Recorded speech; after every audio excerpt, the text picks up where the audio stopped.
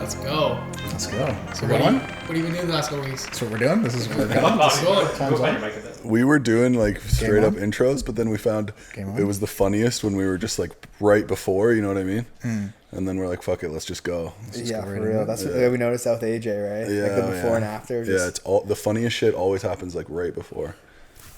So if I was, and then it's just a terrible podcast the rest of the time. And then it's just horrible. Dude, we say the funniest shit off air.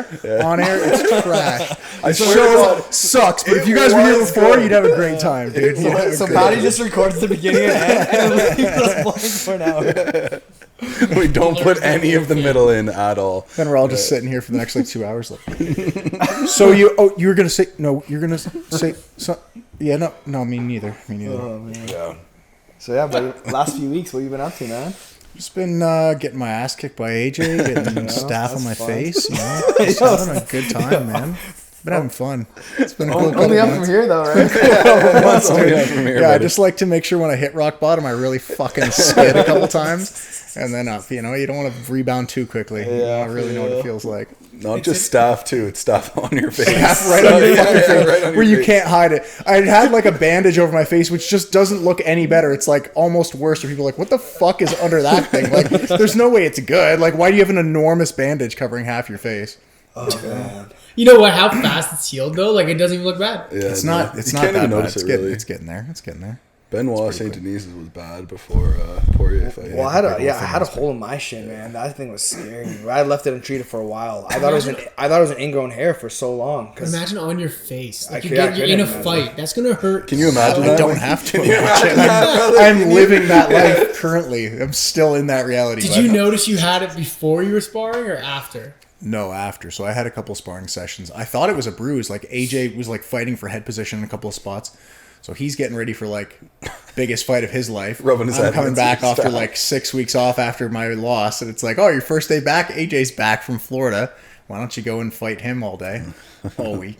So you're saying the mullet gave it to you? The mullet probably fucking did. You know, greasy mullet.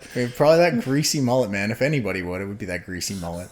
But yeah, I thought I had a bruise on my cheek, and it was like, okay, my cheek's sore, whatever. Don't be a bitch. And then go back and spar 2 days later. Spar again, got hit in it, so it was sore for a couple of days. I'm like, yeah, but I got punched in the face again. Like, it's bound to be kind of sore. And then it started burning like 2 days later. I'm like, I think we might have something else. So yeah, I ended up leaving it for a few more days than I should have. But 2,000 years ago, you'd have been dead. that's the weirdest thing, man. Thank God for modern science. How many would you say? That was probably not even 1,000. Yeah, definitely not 1,000. Dude, like what?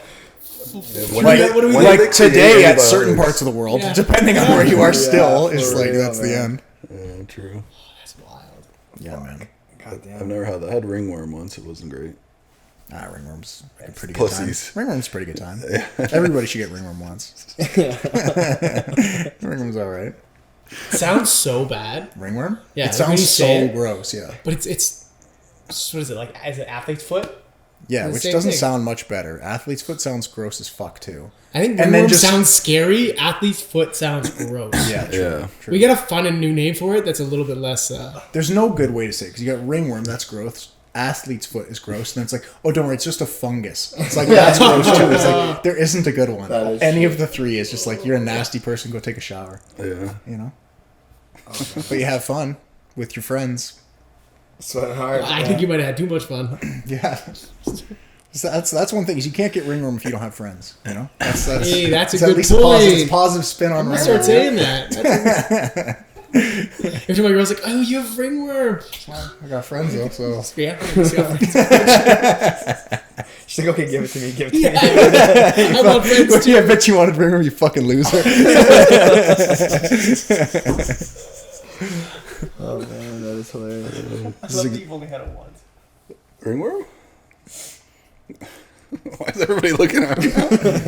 I was in guy's in fucking gravel, that's Nicaragua when I got How did you ringworm. get it? That's I what we got- need to know. Yeah, here. true. Yeah. That's, What do you mean? How did you get it? I have friends. What the fuck? Yeah, so you got it in Nicaragua? No, I got it like a few days before I got on the plane. I was like, oh, it was right here. It's like, I don't know what the fuck that is. I just got on the plane. When I got there, this girl in the hostel was like, "That's ringworm." Bro, you're the greasy dude in a hostel with fucking ringworm, giving everybody bed bugs and ringworm in a hostel. I had to go into the pharmacy. Of course, they don't fucking speak English, so I'm like pointing at it and like trying to do like Google Translate and shit. And they gave me like the worst medicine ever, but it got figured out on like the third pharmacy I went to. But that's probably the nastiest place to have ringworm. Nicaragua? No, a hospital. Because that's just what everybody thinks is like, oh, well, it's going to be greasy, but it'll be cheap. Like, what's the worst thing going to happen? Like, some dude with a ringworm is going to come in and give it to everybody? Dude, yes. The one exactly night, it was like stinging, and I'm like sweating. Like, oh my God, I'm going to die in fucking Nicaraguan hostel. The next 8 people that slept in that bed all got ringworm. Oh, I did, yeah. They definitely didn't wash the sheets. They got to be worried about more than that over there, I'm sure. Definitely. Yeah. Ringworm's not that bad, man. Ringworm's like the Bud Light of like the gay of stuff that you get on a mat, you know, or of infections. It's like, whatever. That's beautiful. Not that bad. You're like, yeah, no big deal. You literally just go home and you're like, okay, I have it. You just literally put something on for like 2 days and it's fucking gone. So what's the like absinthe of what you could get, I guess? You're fucking looking at it. It's right on your face. That's a pretty good one. Yeah, that's probably as bad as it can get right there. You had it on your shin, right? Yeah. I had it on my shin, dude, and like Lyndon, like this was in camp, man, and I kept getting calf kicked, and I'm like, dude, there's something wrong with my shin, and he just kept calling me a pussy, bro, for like a whole week. And he's like, that's just and he's like, let me just try to like get it out of there, and like he's like using tweezers, and I'm like, bro, this. I like that he was touching it. Yeah. That's my favorite part. Man. Yeah. At a gym, definitely. At a gym, with yeah. Zero sanitizer. Oh, 100%. And. Oh, dude, like when I found out it was staph, I was like, see, bro, see, like, like this shit's like I had a whole hole in my leg, man. Like it was pretty nasty, man. It was scary. Yeah. Like I got like crazy fever and stuff because I honestly till like we were trying to like pick at it, like Sarah was literally trying to pick at it, and I was like, yo, this is not happening. Like we gotta go to the hospital, and then they're like, yo, this is staph, like. Did they put you on IV antibiotics? No, they put me on antibiotics. Yeah, you had the IV ones, no? Yeah, but that wasn't from staph. Oh. I had Story time, buddy. Story time. Let's go. Time I had like, video, so they had to. Don't take it serious, man. Okay, it's not a joke. They actually didn't have a name for it until I came in. I think they just called it Patient Zero, bro. Shit. No, man, clip that up. I had cellulitis in my ear, and I was just like. It was one day I went home and my ear was plugged. And I'm like, no big deal. I kind of had a little bit of cauliflower at the time. And then I went to bed that night. I woke up the next morning. I'm like, fuck, I got a headache. And like my ear's starting to like almost like hang off just a little bit. But you know how with colic you can sometimes like point out a little bit? Yeah. I'm like, oh man, I'm getting this headache. I don't know what's going on. Literally, I went to work. I came home and I just like, I was like, I don't feel so good. I like went to the bathroom and I could see that my forehead, my cheek, and my ear were swollen. And I'm like, I need to lay down. I went and laid down on the carpet for like 5 minutes. My mom comes in. She's like, what is going on with you? I literally got up. And I went and looked again. It had, like, within a span of 20 minutes, it had almost doubled in size. Oh, man. I was like, I'm going to the... My mom drove me to the hospital. I couldn't drive. I was like, I couldn't speak. I was so fucked up. They put me on IV antibiotics immediately. I had to carry around this little satchel with me. It had the drugs. I had to go to some nursing station to like get it refilled every 24 hours. Oh man, I think I remember hanging out with you. I literally went to the gym that night and talked. It's crazy how fast IV antibiotics work. Did you have that satchel while you were? Yeah, I did. Yes, you did. I remember hanging out with him, and he had this little bag with him. What is it? What do they call it? Like a catheter or something like that? When you've got like catheter goes in your dick. Yeah. Or what's the fake bladder? What's the pouch bladder called? The fake bladder. I don't know. A colostomy bag. Okay, that's what I was thinking. That's what it looks like. Yeah, that's what I was thinking. 100%. Yeah. People, I was like walking around, people were like, what the fuck is wrong with this guy? Like, I why have don't like you a just fucking needle in my arm. Dude, you look like you're fucking struggling. Yeah, for 7 days. Holy fuck. You had to carry the IV bag around for 7 days? Yeah, I had to go there every single day to get it changed. And they're like, yeah, like, when you change it, they're like showing me how to change it on my own. And they're like, you know, just be careful because if you get a bubble in it, it'll put an air bubble in your vein and you'll possibly have a heart attack and die. And I'm like, excuse me? I'm like, I'm just going to come here and get it changed every day. Yeah, it sounds like pretty high stakes for a pretty simple solution. That's what I said. Here. Yeah. This guy left it to the last second though, for sure. What? That. You have To to go put a and shit get ton it? of air in your vein to die though. Like when we were looking up peptides, I was like looking up how much it's a crazy amount. I know, but when she told me that, I just went in panic mode. I'm like, I'm just gonna come down. You could do it. Yeah. If I die, it's your fault. That's how I want to be. That's perfect. Just blame someone else and it's fine. Yeah, that was fucked. That was the worst infection I've ever had in my life. I've had a few. I've had a I had a couple. lot of infections. There was a guy that was in the waiting room when I was getting mine checked, and his buddy brought him in, and the guy was just like telling his friend's life story in the waiting room. But the guy was hilarious. He's just like, yeah, man, he was the guy that's in with the doctor now was doing some trick on his bike, and like the peg went into his foot, and he thinks he broke his foot. So his leg's been all fucked up. So he's been off work for like 2 weeks. I've been going in to check on him, and his kid's like, yeah, he's just been sleeping all day. So I made him show me his foot, and he's like, it's like red and inflamed all the way up his shin. The way he's talking about it, he's like, yeah, his toes are black. I'm like, dude, your buddy's gonna lose his fucking foot. Like, Yeah, he's like, yeah, he didn't want to come in, so I told him, I was like, well, I'll come in and I'll drive you and I'll sit with you, but you know, they said there was a long wait and he wanted to leave. I'm like, dude, this guy's gonna lose his fucking foot or lose his leg. Like, at what point are you just like, yeah, I need to stick around and hang out? Or did you follow up?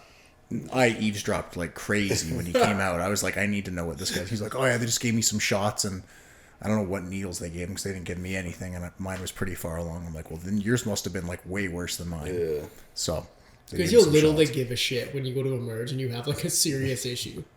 Yeah, they gave me the wrong prescription. They gave me somebody else's prescription. I went to get it filled, and it was someone else. They're like, so is your birthday March 9th or September 3rd? I'm like, neither. What date are you talking about? They're like, Well, this is Canada, who's idiot. Joanne, Go wait whatever. for 8 hours. Like, fuck, I have no idea. Yeah. Stupid fucking. Yeah. Yeah. Like, has anyone here ever gone to an Emerge and waited for less than 8 hours? No. Not really. It's middle of the night. Even middle of the night, I found. You're like the only patient there and you're still waiting 8 hours. Yeah. They don't even tell you why you're waiting. You're like, sir, you're going to be triaged. Just wait your turn. And they kind of have like a "fuck you, why are you here" attitude to everybody. They're like, I don't want to be here either. Yeah. I also don't want to be here. No, they told me that after my fight. They're like, yeah, you should probably get your foot checked out right now. And then the UFC doctor was like, he sent somebody on the prelims and he still hasn't been seen. So you can go if you want. I was like, I'll just get it checked out. And in Toronto? Yeah, was it definitely you? me, bro. Was it you? Oh, yeah. dude, I was there till like 3 a.m. Oh, Yeah. You texted me as the main event was happening. They're like, just getting seen now. I'm like, bro, that was like 6 hours. Oh man, I was just sitting in the waiting room, and I'm not even kidding, man. Like, my face got so swollen that like crackheads would like walk past me and like get scared of me. I'm not kidding, dude. Like, one guy was like, ugh, and I was just like, oh god, what's going on? Yeah, they just didn't see me till like 3, man, and yeah, it was rough, bro. It was rough. We just sat in that waiting room for so long. Yeah. I was like, fuck, I just want it. And So Lyndon just arguing, and I was like, oh my god. Honestly, he could be one of the best people to have with you at an emergency. It room. wasn't They're like- helping. No, it wasn't helping. Yeah, Yeah. the nurse just got pissed and like walked away, dude. And I was like, the guy next to me was getting like food and stuff. I was getting any food. I was like, what's going on? Guy got like a ham sandwich. I was like, dude, did I get a ham sandwich? Like, nah, nothing. So for what you. did they? Oh, your nose is broken. Congratulations. Get out of here. That's literally what happened. That's Yeah. fucking And then hilarious. I had like a follow up appointment 2 weeks later, and they're like, yeah, it was like, it was such a slight break that they're like, there's not even a point of fix. Really? What was it on your face? My nose. Your nose? Yeah, my nose. Tell Yeah. him It the was so fucking- slight. Yeah. The Lyndon in the corner story. Oh yeah, bro. I sat down because like my nose broke in the end of the first round, and I remember like sitting down and just like looking at Lyndon and being like, "Yo, is my nose okay?" And he's like, "Your nose is fine. Like, don't worry about it, right?" And then later on, he's like, "Bro, you sat down between round 1 and 2, and your nose was crooked, and then you sat down between 2 and 3, and your nose was back." I'm like, that's fucking insane, man. Oh, Whatever, It was it'll work probably itself out. perfectly in place just to heal. yeah, Unreal. dude. God damn. I was like, oh, that's awesome. So what happened to your leg after? I just kicked him in the leg a ton of times. Yeah. He tried to check a few. He ended up checking them okay, but I was still getting to the calf. Mm-hmm. I sat down between the first and second and saw just a big fat black goose egg on my foot. I'm like, well, it's working. I'm going to keep doing it anyway. But I'm just grappling the next 2 rounds pretty much. How fucking bad the calf? Like kicking a calf, it probably kills still, right? Yeah, it depends how they check and depends how guys' shins feel. You can tell a guy who's been kicking for years versus a guy who hasn't, the shins feel different. Or a bony motherfucker like Magny, probably. Yeah, his didn't feel that bad though. Like you kick some guys, and you just feel that their shin feels like a piece of rebar. You know, you're like, it feels like a pole. You're like, holy fuck, I'm not kicking this guy again. Some guys you can kick and it's not that bad, and maybe it's just the way they check or, you know, the angle. Like when he kicked me, he low kicked me at the beginning of the second, and I remember him kicking, and I checked it properly, and I remember thinking that his shin didn't feel hard, which means that he definitely was like, oh shit, this guy's shin's way harder than mine.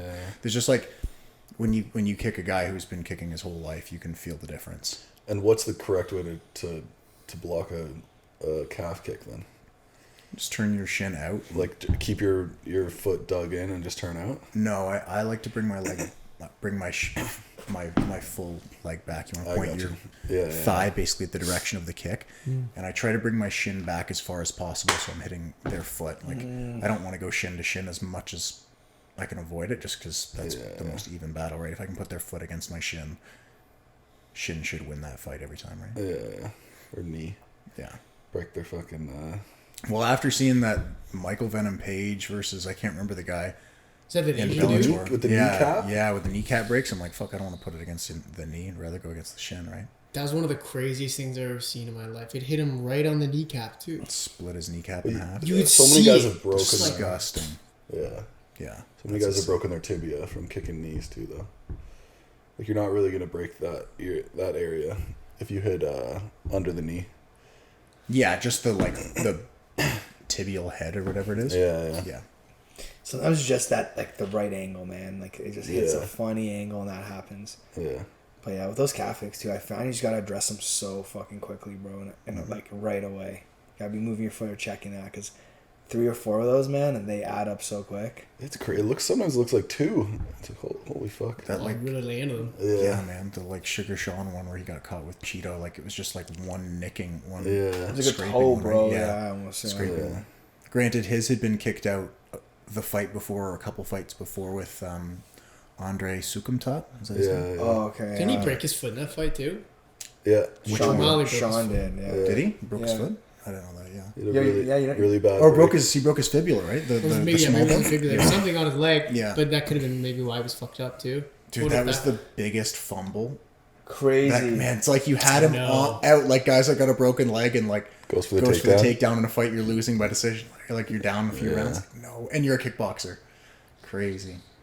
Yeah, I don't know. What's going That's through his crazy, mind in man. that one. That's a tough one. Yeah, I don't know if Heat like of the moment type thing, like get out of there after. He's like, I'm winning this exchange, and that's all that he thought about. Yeah, right. God damn, bro.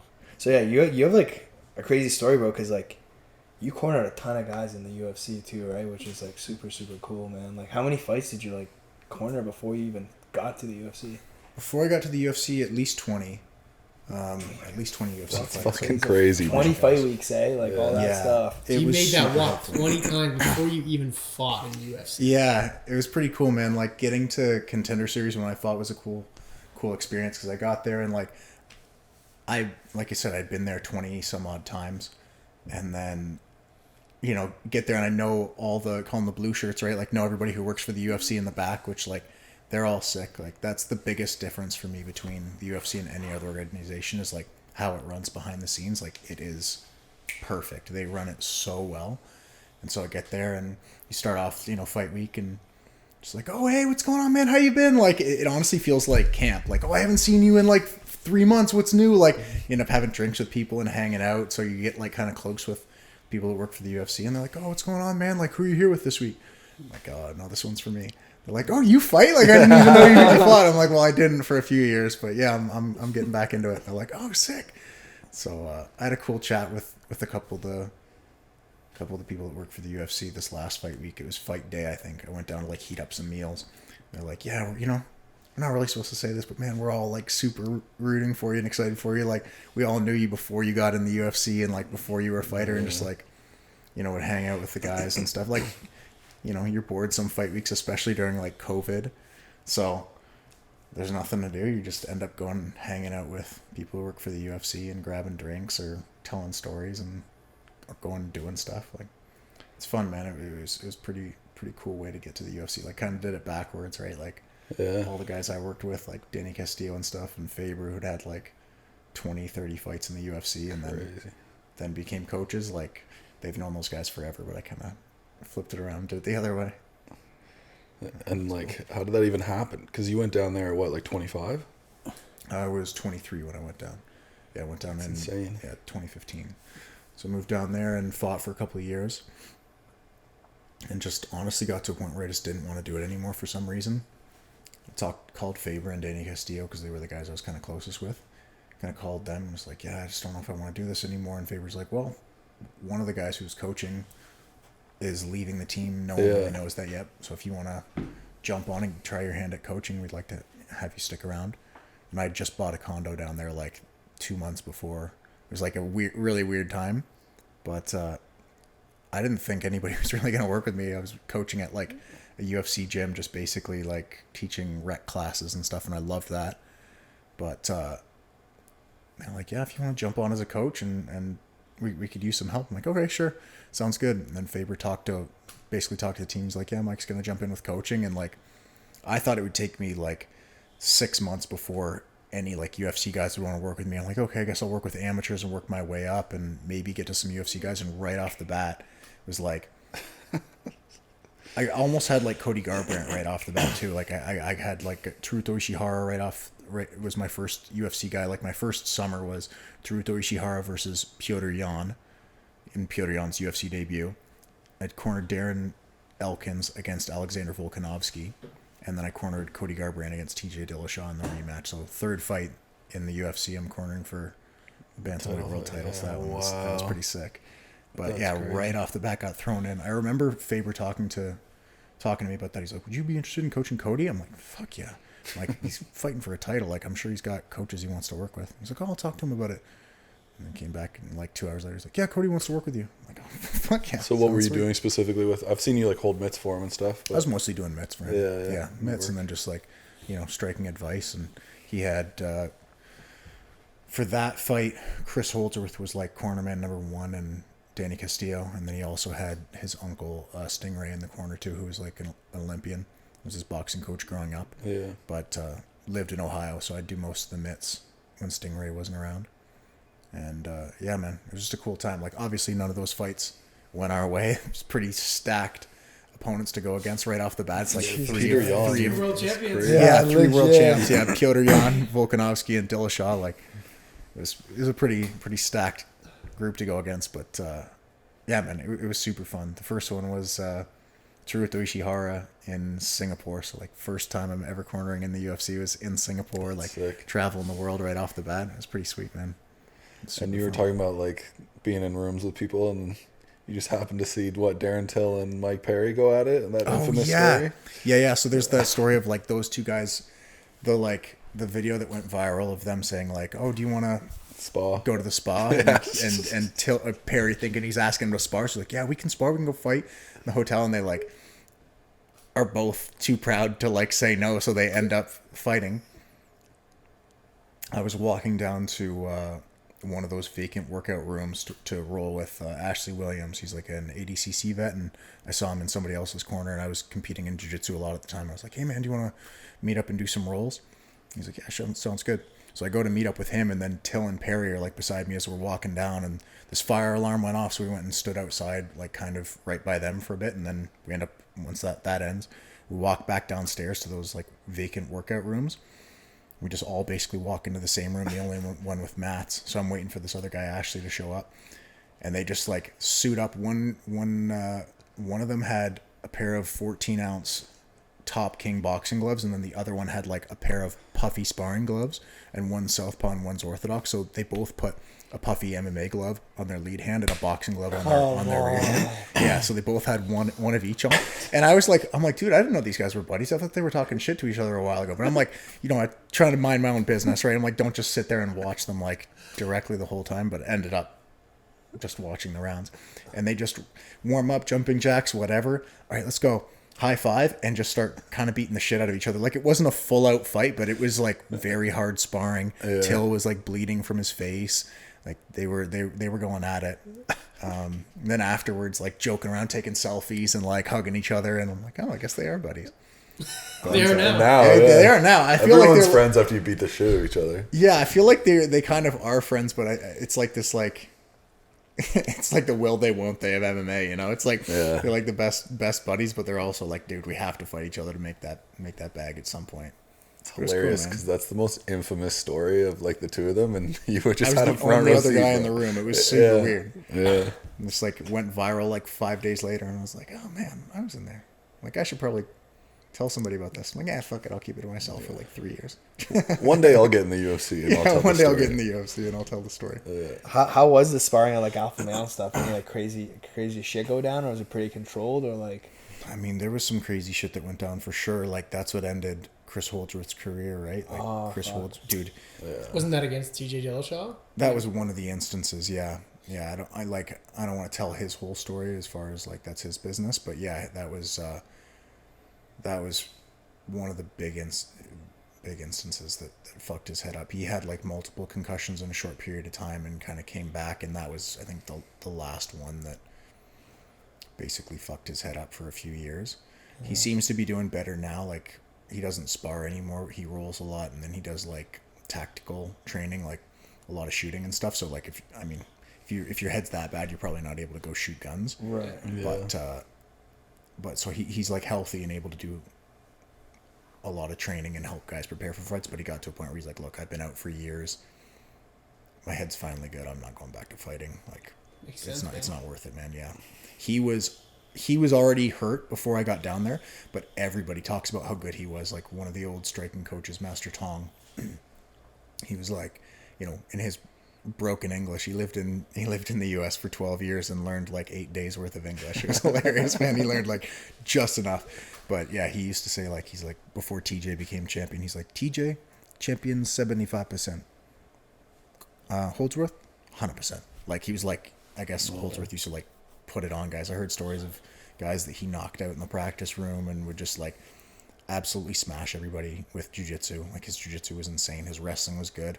His striking was really good. He's kind of like almost like a Sandhagen style. Is he a 35er as well? He's a 35er, yeah. Yeah, he was pretty tall. He was about your size, 35. Yeah, but yeah, he was really sick. When I first went down there and rolled with him, my jiu-jitsu was okay when I first went down there, but I was like, oh, I got pretty good jiu-jitsu. I'll hang with this guy. He rolled me up, like triangled me. Fucking, he just put it on me. His jiu-jitsu was insane back in the day. Like it's still really good, but like for the UFC, you know, when he was fighting, he was really good. Because he came up on the Ultimate Fighter, right? Yeah, he's on the same season as Josh. Okay, I remember Josh watching that. Oh, yeah. So it was the season Ronda Rousey and Miesha Tate. Yeah, I remember that, man. Yeah. He's got a good mind for MMA too, man. Like he's, you know, he knows he's well-rounded, like a well-rounded game, but then strategically he's good at breaking stuff down. He's a good coach. Like he hit it off with Cody. They were roommates for a while and just like had a really good relationship. So that was, you know, he was basically like Cody's head coach for a long time. But yeah, he still works with a lot of the guys. He opened his own gym now, but so he's not with Alpha Male technically anymore, but he still works with a ton of the guys. How'd you decide to go down there? Because I mean, you're 70 now. I guess you were a 45er back then. Right? Yeah, so 45. That's crazy. Yeah, so that made more sense at the time. Like, I was a big 45er at the time, but I had just kind of filled out and been in that weight class long enough to where I'm like, oh, I'm still a 45er, but I went pro at 19. I was built like Serhiy, like I was taller and just fucking huge, just some tree trunks, but some old trees. But yeah, man, I was just like taller and lean and like kind of, you know, a little bit wiry. Went pro at 19, was still like growing in height. I think I was only like 5'11" when I first had my first pro fight. So like still kept growing in height and just putting on weight and never wrestled, never lifted weight. So it's like once I started doing that, the weight kind of came on pretty quickly. And you skipped 55 and just went straight to 70. I had one fight at 55. Oh, okay. I had some catch weight fights while I was still at 45, just like trying to get fights. But yeah, I had one fight in XFFC. I fought for their lightweight title, and I won that one pretty quickly. Knocked the guy out in like 36 seconds. And that was the last one I had before I stopped fighting for a few years. Just started doing jiu-jitsu and lifting weights and wrestling and grappling. I wanted to go like the ADCC route. And then just got back in MMA, and I was like, 170 makes sense. And I haven't felt like anyone's been really bigger than me in the UFC or I fought at 170. Like no one's felt stronger than me. No one's felt like bigger. Yeah. What do you walk around at? I finally have put a little bit of weight on. I've been like for the last few years waking up at 185 and never been able to like get any heavier than that. So like okay size for the weight, but a little bit bigger now. It's crazy. Some of the 55ers are probably walking around at that weight. Definitely. Yeah. Poirier, I'm sure, is that big.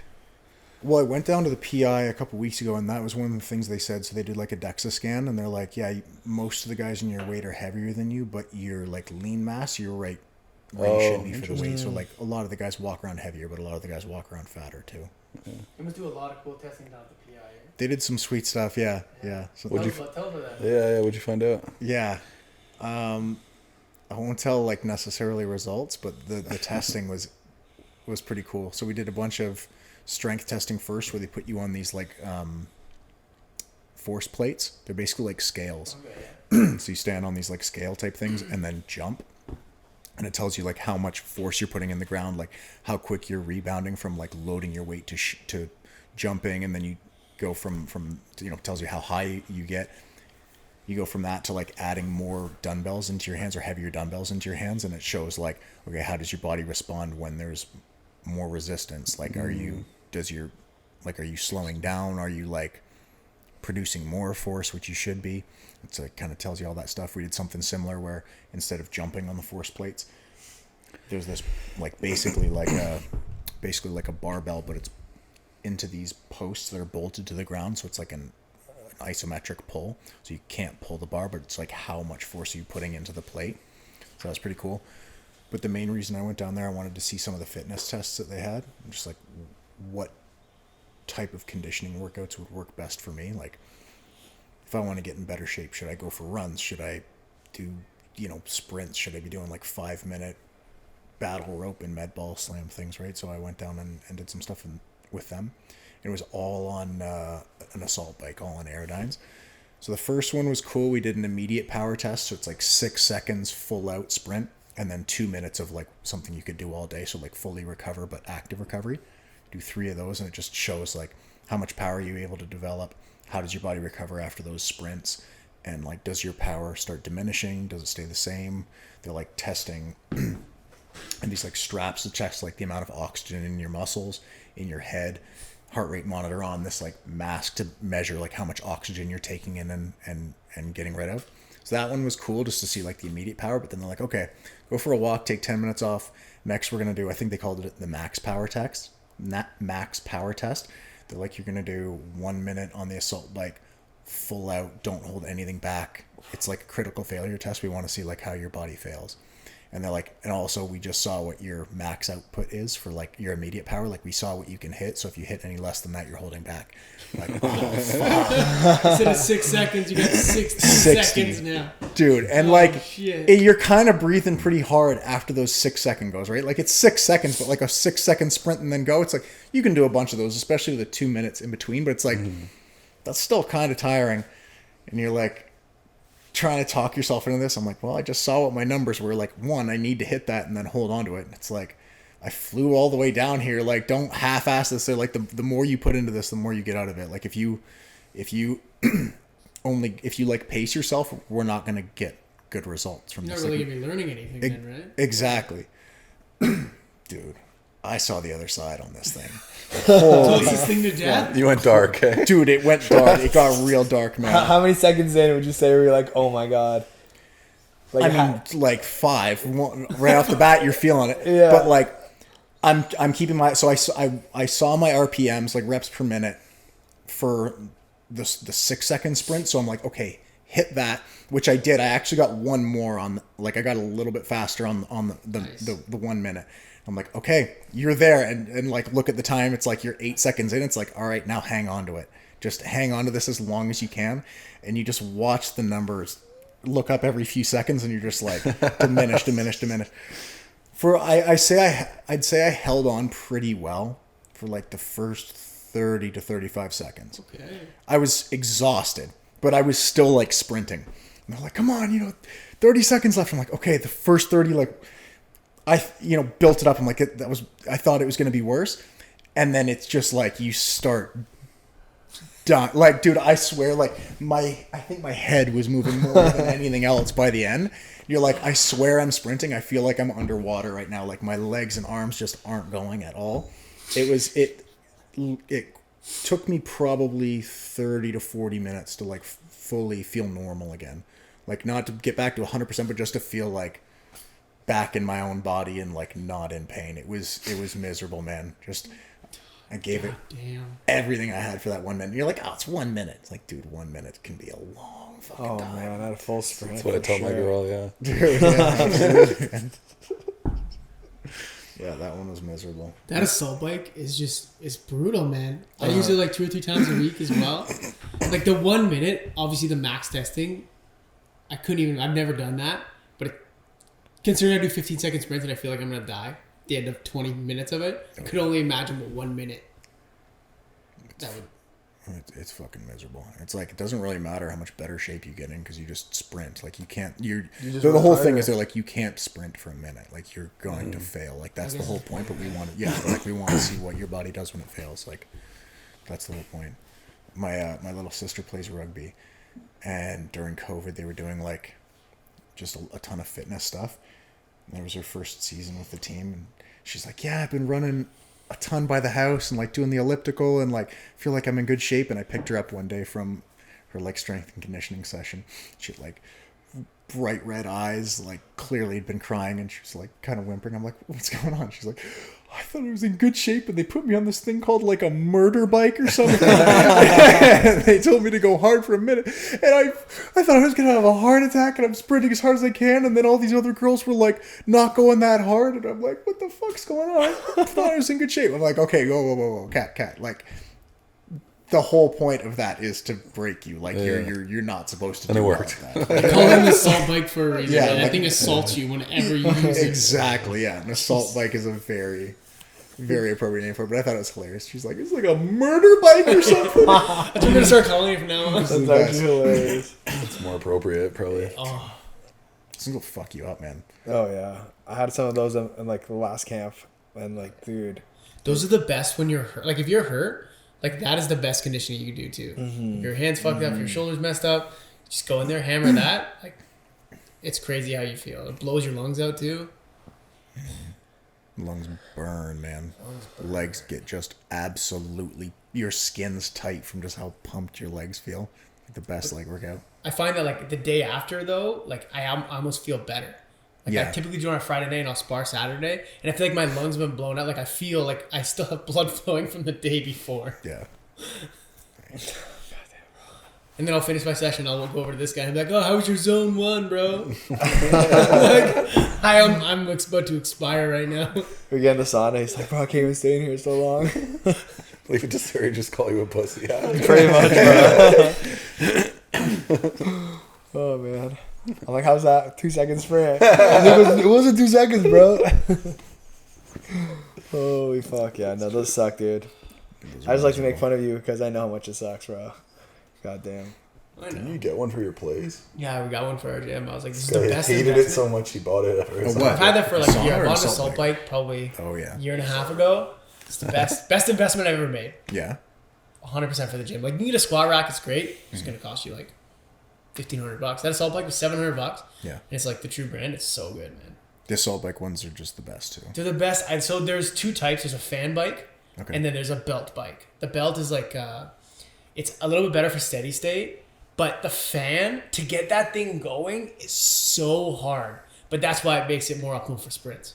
They're both assault bikes? So the assault bike is the brand. Right. But it's an Airdyne bike. Right. Because it's a fan. Yeah. But then there's also ones made by Bell. Was it Mark Bell? I think the guy from West Side Barbell. He makes the belt-driven ones. So like the road bikes, they'll typically be belt-driven. So it's just easier to go. Like, it's smoother. Okay. But almost like the fan is almost worse because it's harder to get going. Yeah.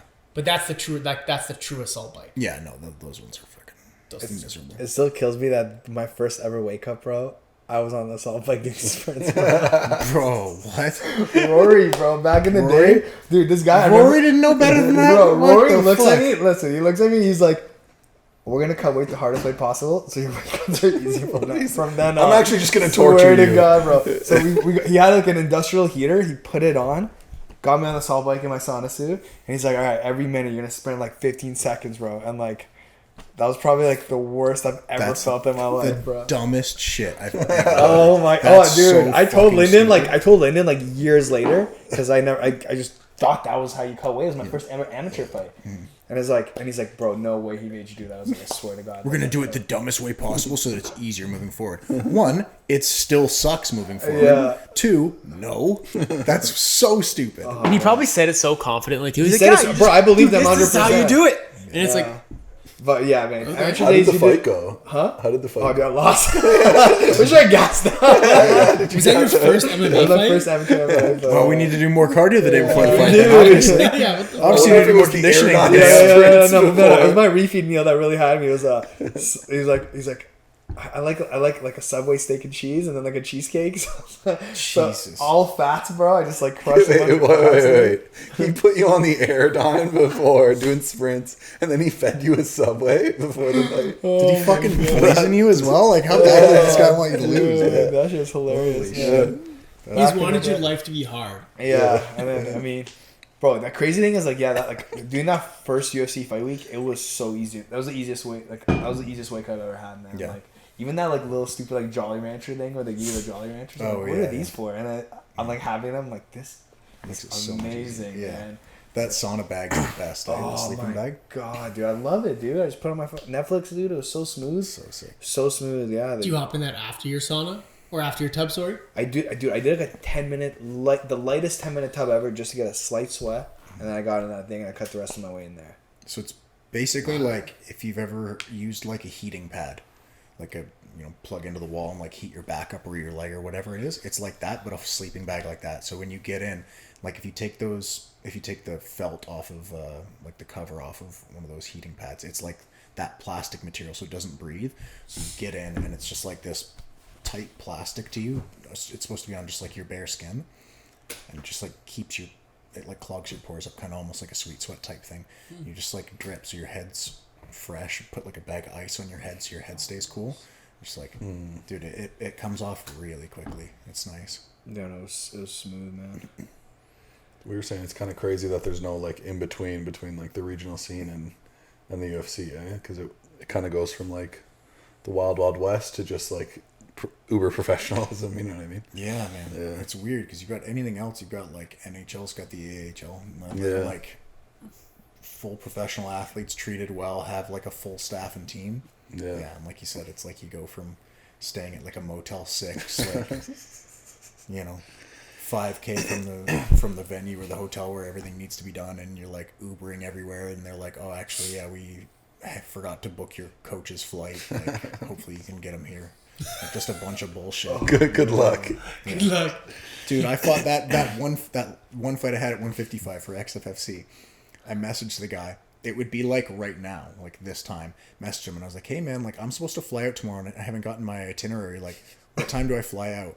He was like, actually it would have been a bit earlier, but he's like, okay, well, if my travel agent hasn't gotten back to me by 8 p.m., then I'll book your flight myself. I'm like, dude, I'm supposed to fly out tomorrow. Like, it's Wednesday for the flight, weigh in Thursday, fight Friday. Like, today's Tuesday. Yeah. Like, the fuck am I supposed to fly out? And then he sends me a message like 2 hours later. He's like, yeah, you're flying out at 5 a.m. or whatever. I'm like, fuck, all right, I've got to be up in a few 5 hours. a.m. Wow. So it's like, it was planes, trains, and automobiles getting there. But just hilarious. And then he picks me up in his truck. Like, oh no, yeah, I'll grab you. Like, just like small shows, right? Like, Where was the XFFC it was show? in Grand Prairie. Oh shit. So I went from I fought. It was one of my fights out of Alpha Male, and then I asked my buddy if he'd corner me, Freddie Big, who was like holding mitts for me, and he fought in Bellator. He was a solid fighter, a heavyweight. He's like, yeah, I'll come up. I've never been to Canada, man. This will be fun. I'm like, okay. Well, I feel like I'd be misleading you if I didn't tell you this information before we left. But we're going to Grand Prairie, Alberta, February 3rd.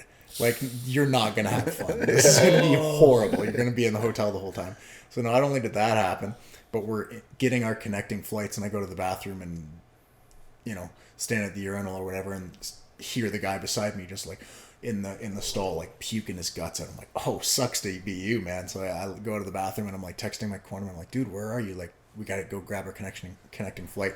And then it's my corner man comes out and he was like puking his guts up. I'm like, oh, you're fucking kidding me. Like, I got one guy in my corner and he's just dog sick. He's like, I don't know if I ate something weird, but I feel super sick. Go fight this fight, end up winning. My buddy Shane Campbell ended up being in town as well. So I had him tape my hands and he cornered me as well and kind of held mitts for me right before the fight. So it worked out where I had like another buddy in my corner. But like all fight night, my cornerman was like under one of those fold up tables with just like the pad under his head and just like sleeping. And I ended up fighting till like midnight. So just all night I'm just sitting there by myself, just like on my phone, calling a couple of friends or something. He's just like sick, running between the bathroom to puke and then go back and lie down. Poor guy. Won the fight and we flew back to Sac and I was like, yeah, man. I was telling my old manager, I'm like, yeah, man. He's like, how'd the trip go? God, went all right. He's like, how did Freddie's stomach hold up? I'm like, what? I'm like, dude, he was sick as a dog. He's like, yeah, that happens to him when he travels. I'm like, how the fuck did nobody tell me this happens to this guy when he travels? And why did you want to go on the trip if you knew you were going to throw up? It's like, dude, you're going to be sick the whole time. He's like, I didn't want to miss out on being in Canada in February. I wanted to be there for you. I'm like, yeah, well, you were. Thanks, man. Dude, I wouldn't be traveling anywhere if that happened to me. Wouldn't he get sick for his fights too then? I don't know. I don't know what it was. So maybe it's only other people's fight. Yeah. Yeah. It's got this weird thing where Then still goes. Whenever I cross the border, I don't know, man. It just freaks me out. Couldn't wait to be easy. True. He's heavyweight, man. He's gonna cut weight. Oh shit.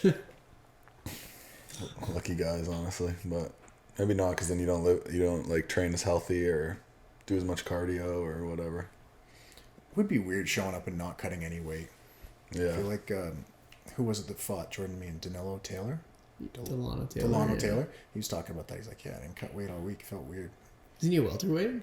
Yeah, but they fought at middleweight. Oh, did they? Yeah. Shit. He looked a lot smaller than Jordan Meehan. Like, it looked like a welterweight versus a middleweight. Like, he looked good in the fight and landed a couple nice straight rights, but he looked like the smaller guy for sure. Jordan Meehan looks huge. Wasn't he a welterweight as well? He was. I think he's only fought middleweight since coming back. crazy that Jordan fought Gavin, bro, back in the day. That's such a trip. Oh, man. Gavin beat Jordan? Yeah. No way. Yeah. What was that? 45? That was 55, man. 55. Gavin fought at 55. Yeah. Yeah. I don't even know if they had, like, dude, that was so long ago. I probably Yeah. didn't even have 45, to be honest. It's like 20 years ago. I don't know. Man was a beast back in the day, man. Yeah. He was really good. Yeah. His dad still fights, eh? Yes, that's like 55. Oh, Lee Main? Yeah. He retires all the time, and then he just finds his way back to the ring. He fought Bareknuckle recently. Did he? Yeah, Yeah. he did. Like the BKFC? No, it was... It's like a different brand. is it Rumble in the Cage? Oh, okay. They're doing bare knuckle now? They're Because doing Rumble in the Cage. some promotion out west is doing it. Yeah, I think it's Rumble in the Cage. But damn, man. Would you do bare knuckle? I do bare knuckle MMA, not bare knuckle boxing. Yeah. I do bare knuckle if they didn't tape wrists too, like hands and wrists. I don't like that they tape up to here because it's like part of the issue with fighting bare knuckle is you can't throw punches the same way. Right. And I like that. Like you shouldn't just have it fucking cast here and then just be like, well, I'll break my knuckles on his head, but the rest of my hand will be fine, and I'll secure. dice this guy's face up. Yeah. Like I think it would lead to guys fighting open hand more often, and I think it would lead to a lot more grappling. Like a lot more like long range kicking, a lot more tie clinch, a lot more grappling. 100%. I think we changed the game in certain ways, and I'd like the way that those changed. So that's why I would fight bare knuckle. But everything they do right now, they tape the wrist, correct? Yeah, Yeah. it's like your hands are wrapped basically into Yes, here, yes. right? Yeah. Which I think is kind of cheating. Like, It is it's gonna kinda- be bare yeah, knuckle, that it is should be weird. bare knuckle. You know, Built- actually like no glove. Yeah. Oh, yeah, man. It's like they had the actual bare knuckle boxing BKB. It was kind of like karate combat where it was in a pit. They did this for a few years, and my old boxing coach Jason Nogler fought in it. So like this ramp would like come down, you'd walk into the cage, and then this ramp would go back up, right? So it was like kind of like a circular pit, and it was really small. And if you stepped on the side like multiple times, you got disqualified. It was a really small area, and it was like, don't back up. They're 2-minute rounds, just fight. But they were it was bare knuckle boxing, but they were boxing gloves, but with like the knuckle cut out. So it was just this like big oval in the glove. So you still had boxing gloves on, but just like with the bare knuckles. Kind of That's some crazy shit. Fighting in a telephone booth. Yeah, dude, they were scraps. And was it bare knuckle boxing or just bare knuckle MMA? No, it was boxing. It was bare knuckle boxing. Yeah. You went? Did you go to slap fights too? Yeah, power How was slap, that, bro? How was that experience? That shit It's- looks insane. Just like close your eyes and imagine how it was. That's exactly how it was. That's exactly how it was, dude. You don't even have to go. Was it like Was it? It was insane. I just couldn't imagine like even like watching it online, but then see like in person just being there, being like Hearing those slaps Like a car must be crash? just crazy. It's so loud. It's so insane that they're just standing there like, do it then. There's like one no guy. flinches or anything, just like Well, that's the thing, right? One guy got slapped. I think he like, I forget what the rules are, but they were like fouls, right? Like you can't palm heel guys. You're supposed to slap them with your hand, right? So if you like heel a guy, there's some sort of warning or the guy gets some sort of advantage for that. But one guy slapped the other guy and he like pulled away a little bit. So they're like, oh, flinching. Do you want to hit him again? Which like, yeah, obviously. So he gets another hit. And then I think he like went into it too much the other way. So like flinching again. Do you want to hit him again? The guy was like, what the fuck? Like he's already hit me twice.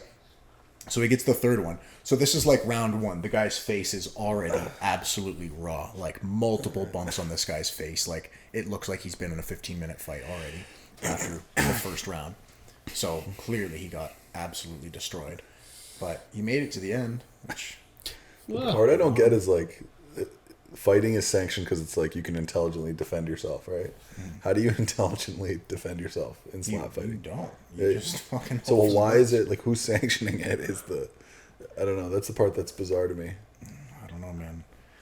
I know. I get why they're promoting it as far as like social media and like clicks and like oh, for watching sure. it on You see that on YouTube. TikTok, you cannot not watch it, bro. Like Yeah, exactly. Yeah, I would never watch an event, but every time a clip starts, I'm like, Oh yeah, you who's want to see gonna get that. laid out here? I know somebody is. Because you can watch, and you can watch a full fast forward, a full match fast forwarded in 10 seconds, 12 seconds. Right. Okay, that guy slapped that guy. That guy slapped that guy. That guy slapped that guy. That guy got knocked out. Oh damn! Next, like for today's day and age, for social media and views and the way everything's set up, it makes the most sense. As an actual sport, I don't know how much it has for like legs, but the entertainment value, it's through the roof. I see it almost a little bit more like a WWE type thing than like a UFC, where it's like a little bit of like a spectacle and a little bit of a freak show, but you have to watch, man. It's fucking wild to see. It was so entertaining being there. Yeah. It was awesome to watch, but like I would never be like, okay, man, I can't wait to... Like, if I'm ever in that, then things have gone horribly wrong in my life. Like, that's a cry for help if you ever see me doing that. Like, I need people to intervene. I think some ex-fighter said they reached out. And, they were offering him, like, I think it was 3 and 3 or something like that. Yeah. People were complaining about that, but it's like, what's the barrier to... Like, it's not like, oh, man, you've got, like, a sick MMA record and you're going to fight the best guys in the world. It's like, are you willing to get slapped and willing to let someone else slap you? Like, you're going to slap somebody... Are you down for that? Okay, we'll give you $3,000 and you can... Yeah. You could theoretically just get slapped once, drop, and take $3,000 home. Yeah. That's not that bad for some Pretty people. good American. It's American. It's basically $1 million Canadian dollars. Have you not seen some of those one slaps, though, man? Some of those one slaps are pretty brutal, man. Just fall over before he hits you. Foul. You gotta do it. And then just like tap out again, like, flinch, like do it this. again. Oh, he got me. He got me good. Ah. So he's your referee every time. He's just like, flinch. Flinch, bro. Well, there's some guys that do that in MMA, dude. I had an old teammate. I used to spar with him. He wasn't bad, man. Like, he had some boxing skills. He was definitely on gear, so he was strong. But he had, like, zero heart. Like, to the point where he was, like, open about it, where he's just like... I remember Faber being like, dude, you need to work on your wrestling. He's like, no, man, wrestling's hard. I was like, all right, okay, if you don't want to. But he ended up getting, I don't know if he fights anymore. I should look it up. But his record last I saw was like 3 wins, 18 losses. And MMA? In MMA, as a pro, yeah. He had way more amateur fights and he won more at amateur. But it was more like when he went pro, I think it was like, I saw him tap out to this ankle lock that was just not a thing at all. It was like... Nobody should ever tap into that ankle lock, but it was like one of those like, well, I tapped on it, but I can take, like, if I tap now and don't get hurt, then I can take a short notice fight like next weekend or the weekend after. But if I fight out of this and try and actually win and get hurt, then I can't fight again. So it was more like, how often can I fight? Because I can fight for like, if it's short notice and they need somebody desperately, I can make like $2,000. So I can like fight a couple times a month and make some money. That's a wild way to live. There's crazy, bro. You see that in the States, some records on, bro, Tapology. I'll sometimes go down a rabbit hole. Yeah. And it's like insane. Like, I'm talking like 5 and like 50, bro. And I'm like, holy fuck, That's man. some Thailand shit. Yeah. Dude, one of the shows they had in California is Gladiator Challenge, which back in the day, Faber was their champ. Like, they used to have legitimate fights. And now it's just an absolute circus, right? So the alpha male, a bunch of the guys that would fight would just like, okay, well, let's have like your first 2 pro fights on Gladiator Challenge, and the guys you would fight would be the guys that put the cage up. Like, they'd come up from the valley or from near LA or wherever, Bakersfield or wherever they're from, drive up in like a van with the cage, put the cage up, and it was like, you'd talk to the guys and they're like, yeah, man, we came up, they paid us to put the cage together, and they let us fight too. Like, bro, they let us fight. That's what, like, train sometimes, like, some super hobbyists. And those guys would, like, the same type of thing would happen. They get taken down, get beat up, and a dude would choke them. Guy would lose in, like, the 3rd fight of the night. And then they'd be like, hey, man, the guy who's supposed to fight, like, the 3rd last fight of the night, his opponent didn't show up. Do you want to fight again? He'd be like, yeah, sure, I'm good. And then fight, and it would happen again. Wow. Like, we had our guys fight the same guy on the same night on more than one occasion. That's crazy. It's crazy that gets sanctioned. It was on a res. Oh, probably wasn't sanctioned. Probably wasn't sanctioned, True, yeah. true, true. States is just different, man. Yeah. It was 2018, 2019. Like, it's not even that long ago. No, like before the pandemic, but they're probably still doing it. Yeah.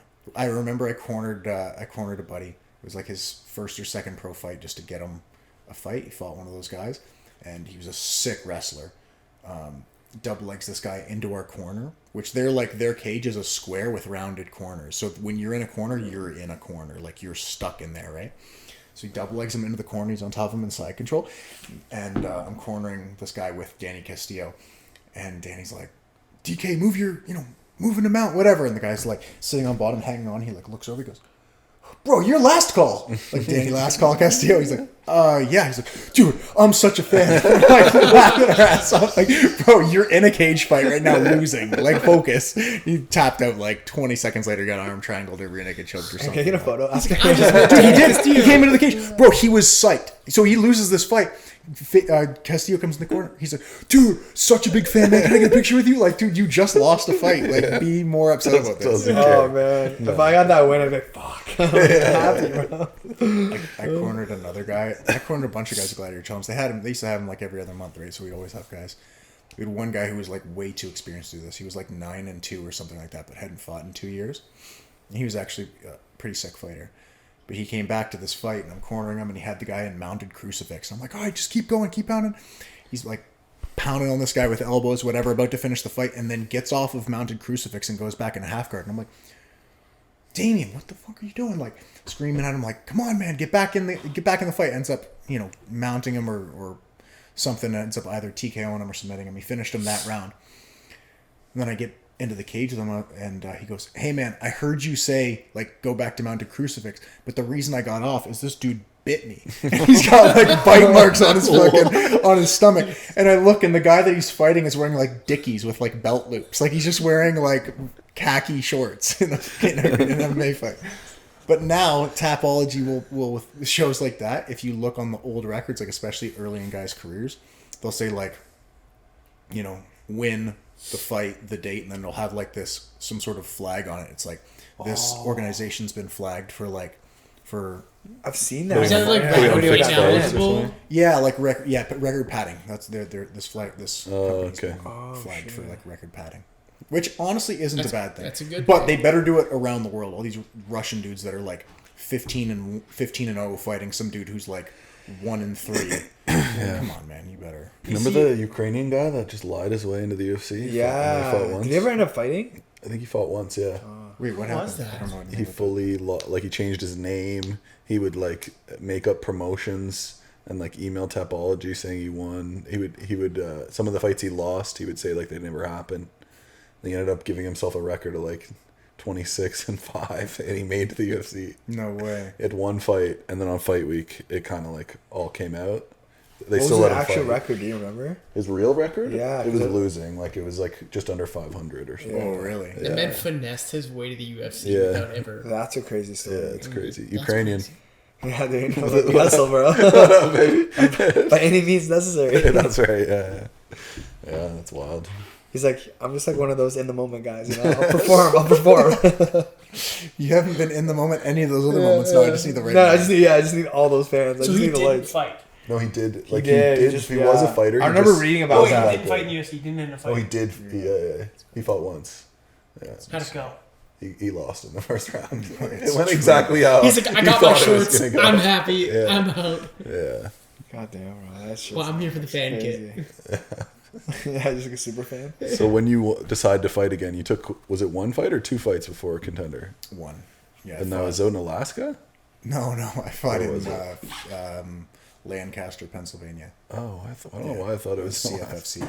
Wasn't that against... Solomon Renfro. Yeah, that was a crazy... He's a stud, too. You Yeah, caught him he's when he was really kicking, right?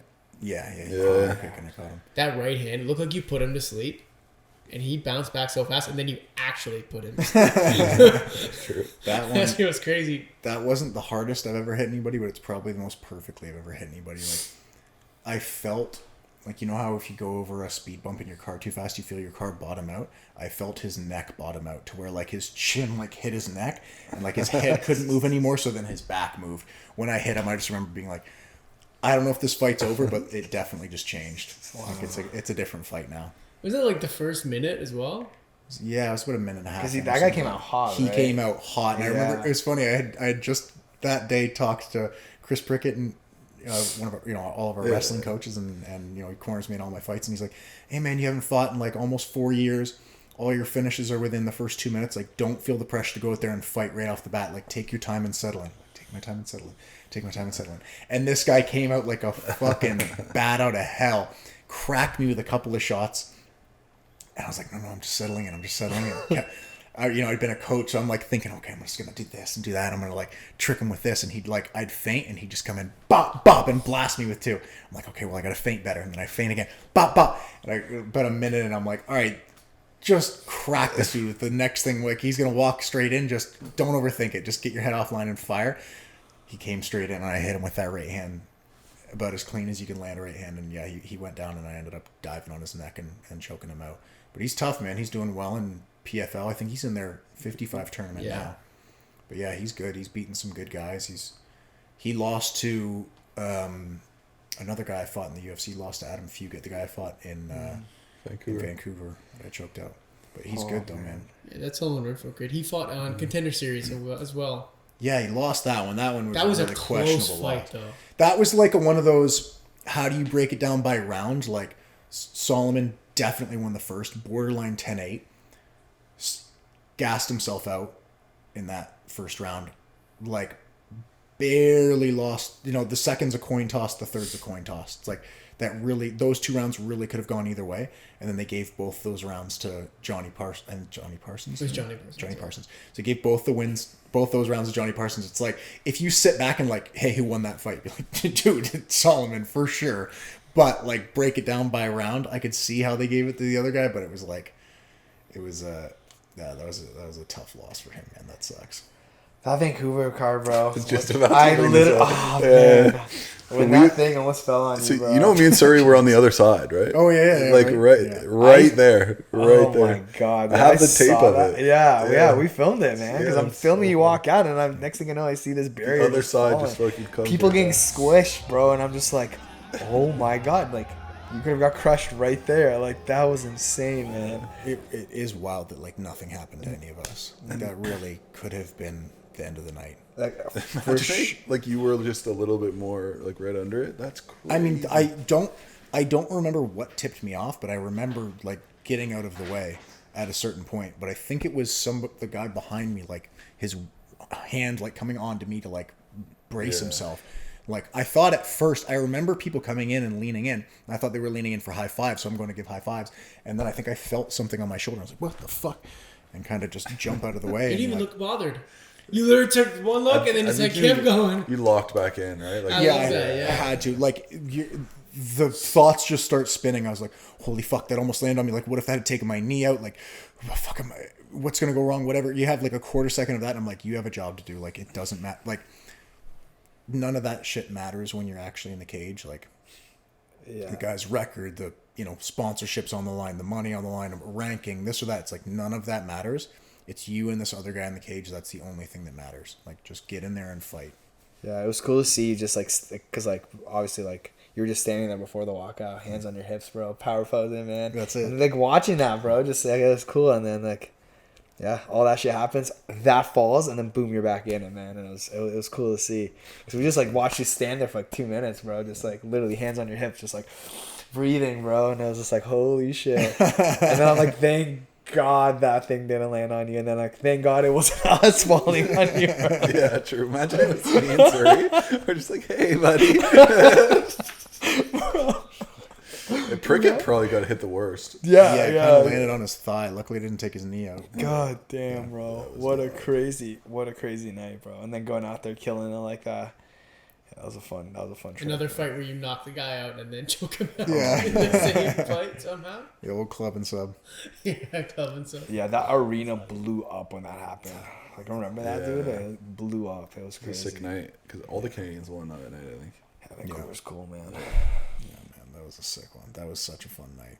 Just the energy in that building felt amazing. The energy fight week felt incredible. Like, it was just, I don't know, everything felt right that week. It was sweet, man. Yeah, live for those moments for sure. Yeah. Fuck. But even the during the walkout when they went to it on like the big screen, it was hilarious. Like, I've never really seen them do that where they take like the camera up to look at the big screen as everything happens, and then they cut to the actual camera that's in front of you. I'd never seen them do that, and the one time I see them do that, it's like the Canadian flag, and then the Canadian flag disappears, and you just see a bunch of asses falling first, and then me like kind of stepping around them, like just a hilariously awkward walkout.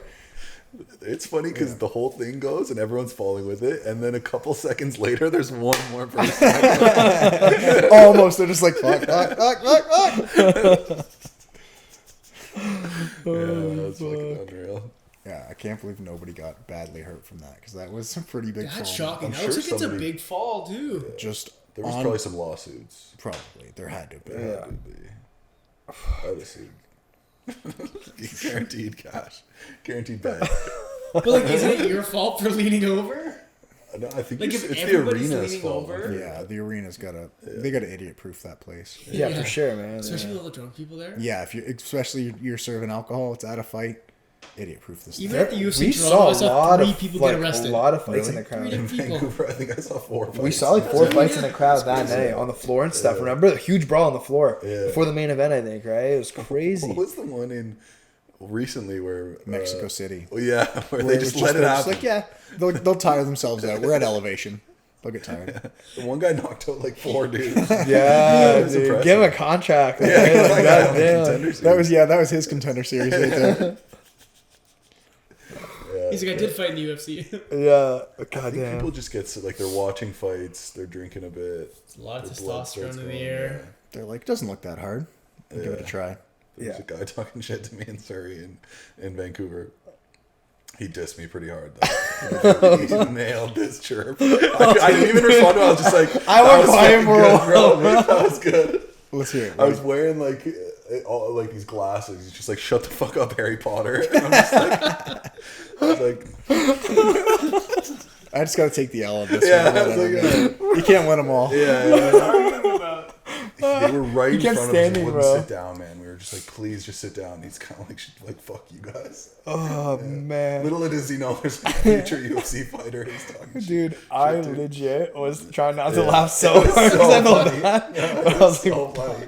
It was so funny, bro. I was a little pissed in the moment. oh, you would, yeah, of But course. then right after, I was Yeah, like, yeah. fuck, that was good. Couldn't Holy say shit. fuck, good, yeah, good one. He took the dub. Fuck, dude. Yeah. Yeah, that's funny, man. Fighting's that one sport I always say, like, it's the one sport where everyone who hasn't ever done it thinks they can just fucking do it. Yeah, it's insane. It's the one sport, man. Like, But did you think you could do it before you started fighting? yes. Yeah. Yes, dude. When I had my first punching bag when I was like 14 after watching Never Back Down, fucking spinning elbowing that thing. I remember shadowboxing in But the mirror. if you being don't like, think "I I can't was, do this." if you don't think I was opening night wearing a tap out shirt for Never Back Down, the opening night at the theaters, Come you're on. crazy if you think I wasn't that guy. Come on, buddy. that's I have since that day never backed down. Since that day, I've never backed down since watching that film. Bro, I Because think that's what it is to me. It's not a movie. It's a film. it's a film. It's a work of art. Bro, I watched that thing like 20, 30 times. I swear to God. Yeah. With every like. Where they get like the montage of him training and then like something else happening and then the mom walking up the stairs with laundry. Dude, yes. They just get her so bad for no reason. Her thing in the montage is her doing fucking laundry. Like Rise Against playing in the background. Oh my man. god. Yeah, it's like Rise Against. It's like some hardcore music. They were all training. It's like, what does the mom do? I don't know, some fucking laundry or something.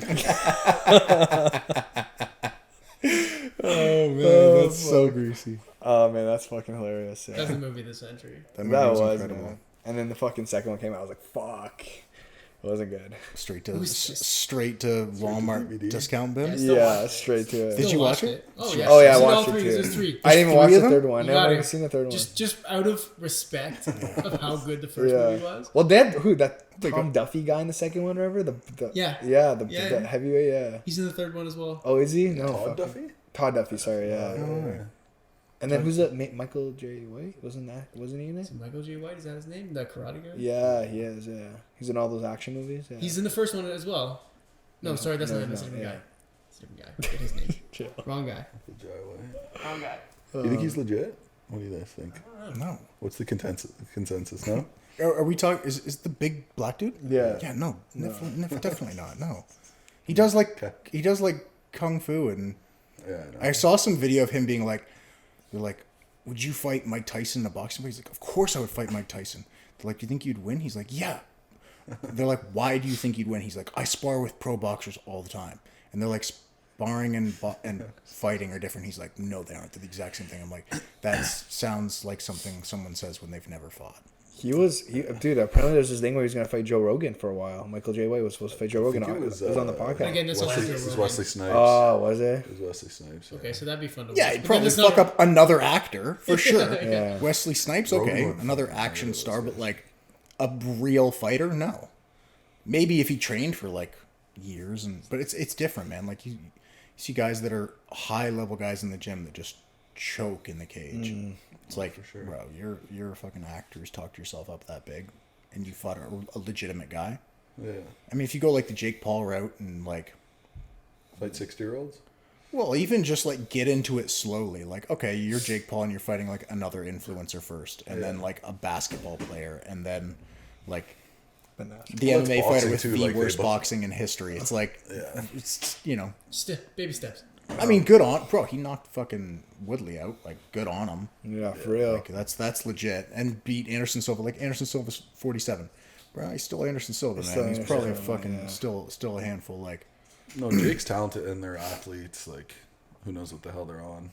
yeah. Yeah. Well, what's this Tyson- I hear about this new fight? Yeah, with he's Mike Mike Tyson, Tyson. Mike Tyson. But apparently an he doesn't exhibition. get drug tested, but Mike Tyson has to. What? What? Really? I think it'd be backwards. So they got headgear No. and they got 18-ounce gloves. Like they're not even fighting; they're sparring Where now. did you see this? I've read just like an article online. I heard something about that, but I don't know if everything is still out. Yeah, bro. you never the best of they're saying. Like this is, it's wild. But that's like, yeah, that's kind of unless it actually ends up being like that, it's like a lose lose for Jake, man. I feel like it is a lose-lose for Jake. It's like, number one, if you beat him, you beat a 57-year-old man who's fought once in the last 20 years. Yeah. It's still Mike. But it's still Mike Tyson. You that's- might get knocked the fuck out by a Yeah. 57-year-old man who's Yeah, fought for once in real. 20 Who years. did he fight in his last fight? Roy Jones Jr. And he put it on pretty good. I think so. He had a good fight. Yeah, I remember He watching took it. it. Like it was an exhibition. I think they like agreed. You know. Now, but He like, was what does going that body really shots a mean lot. when you agree? Like when you're sparring, you agree. You know, you're not going to try to not follow up and hurt each other. But how does that work? You know, if he's fighting Jake Paul, can he I really think go he's like? gonna make a point. Like even if they make it like an exhibition, I think he'll try to make a point of it. I don't think he's gonna go half-assed. Is it a fight or is it an I exhibition? think See, it's an that's the hard exhibition. part. There's no fight. There's the wording around the whole thing is nothing says it's fight. not even a anywhere. fight, I think it's an really. exhibition. They say, well, it's a boxing match regardless. So they call it right. It's not a boxing fight. It's a boxing match. Whether it's an exhibition or a fight, they still have like judges and everything. But remember, they announced the win like outside of the winner outside of the ring, not in it. That was because it was an exhibition. What fight? The Roy Jones Jr. versus Mike Tyson one. I didn't even know that. Yeah, I thought it went to a draw. Like, Yeah, so they did. Yeah, a but draw. they announced that outside of the. Oh, okay. Yeah, it did go to the draw. But then you see like Floyd Mayweather's exhibitions, and he beats the shit out of guys in his exhibition, right? It's just like, I'm gonna exhibit my ability to beat your ass. Yeah. The one guy was saying on how like the team was like, hey, if he's going too hard, just like whisper to him, like, you know, like, hey, like chill out a bit. He said he whispered that to Floyd, and Floyd goes, shut the fuck up. Imagine, Who was he fighting? KSI's little brother, Deji, I think, or I don't know his name. He fought too. Why? He's just having fun, Mayweather's, man. bro. Imagine He's like just having fun. you could fight those guys and make like 10 million. True. Why not? At the Probably end? way more than that even. You think so? Yeah. Probably for him. Yeah, I don't know. He's fighting a guy that absolutely cannot beat him. When he went to He's got Japan, nothing to lose. fought that kickboxer. Yeah, That was the fight I was thinking about. Yeah, when he Yeah. fought Tenshin, right? Yeah, He beat the shit out of Tenshin. Holy crap. just knocked him out. That poor guy. He was like crying in the ring, like just absolutely devastated. Like, dude, one, you're not a boxer. Two, it's Floyd Mayweather. Three, he's way bigger than you. Yeah, Like, how did you think this was gonna go well, Didn't man? he compete at like 120? Yeah, he's tiny. Tenshin's tiny, dude. He's a sick kickboxer. He's fucking awesome. Yeah, He beat Rod Tang in one championship, right? I Really? think by like split decision, but still, like, Rod Tang's a beast. Yeah, Tenshin's a badass. One of my friends, Yusaku fought him. I cornered when I cornered Teru. Yusaku was in the corner as well, and they were like, "Hey, Yusaku's fighting in Ryzen soon." I'm like, "Oh, nice. Who's he fighting?" He's like, "Tenshin." I'm like, "In MMA?" He's like, "No, kickboxing." I'm like, "Oh, fuck." He's like, "Yeah, but he thinks if he uses movement, this and that." I'm like, "Bro, you're gonna get fucked up by Tenshin, dude." All right, cool, nice, right? Good luck, good luck.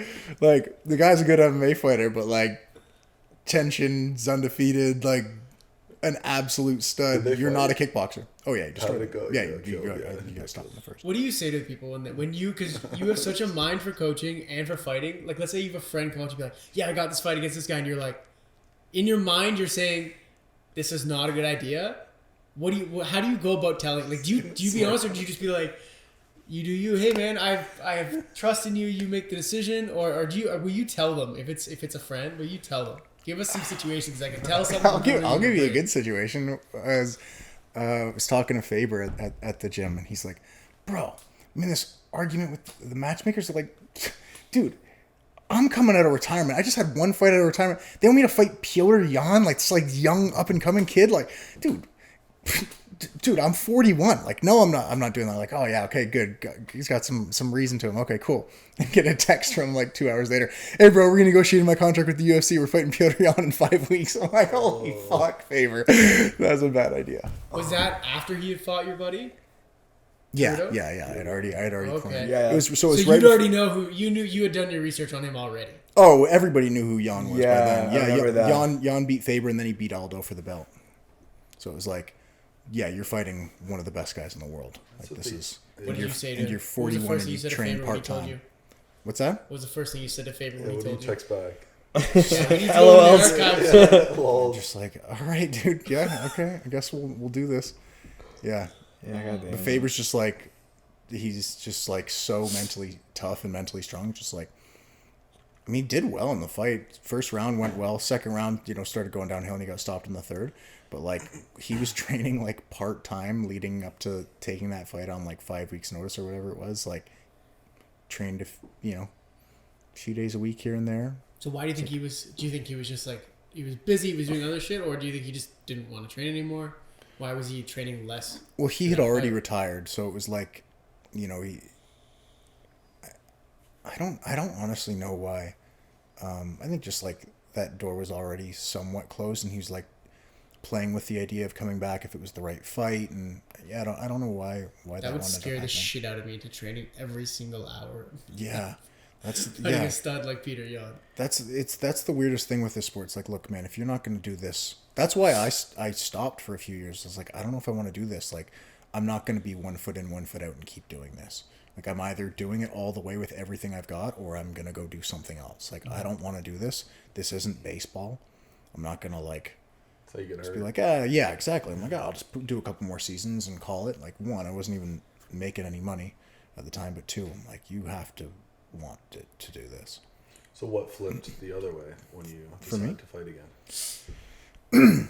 I honestly don't know. I just started wanting to do it again. Like, I remember the first maybe 8 fights I cornered guys in the UFC.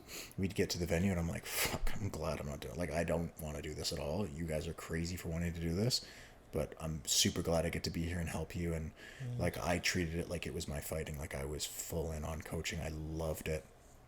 I loved being a part of Fight Week. I loved the walkouts. I loved hearing the crowd and like being cage side and like smelling the blood and sweat and just like you're right there in it, man. It was really cool. But then near the end of my coaching career, I'd show up to the venue and I'd like see a guy warming up and I'm like, that guy's in the fucking UFC. Like, I would smash that guy. And then I'd start being like, damn, Fight Week. I'm like, fuck, I kind of wish it was me getting ready for this fight. I kind of wish it was me that got the glory, And then I just missed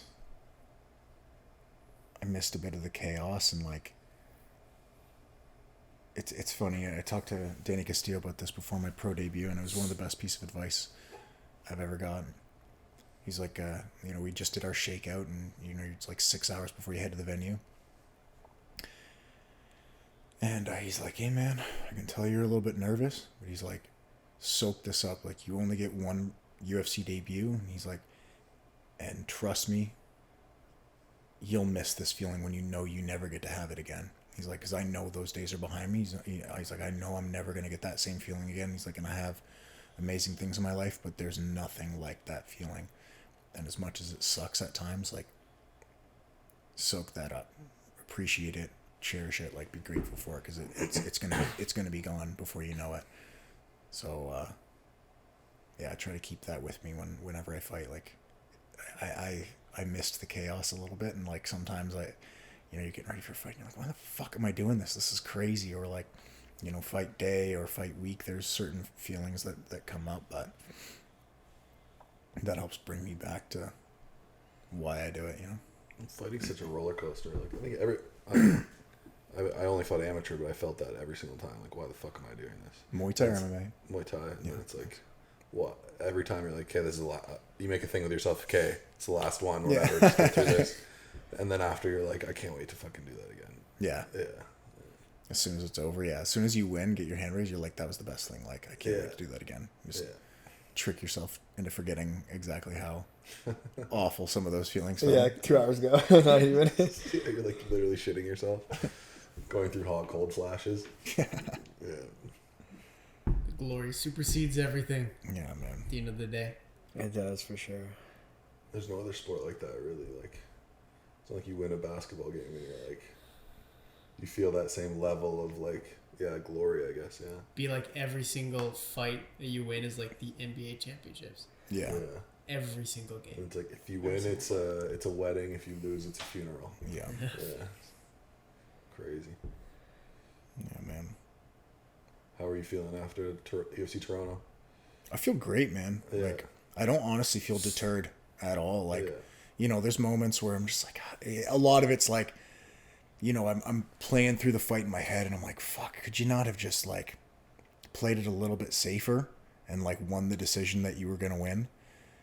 But in the moment that felt, I'm not going to talk about everything I was feeling when I was in there, but like,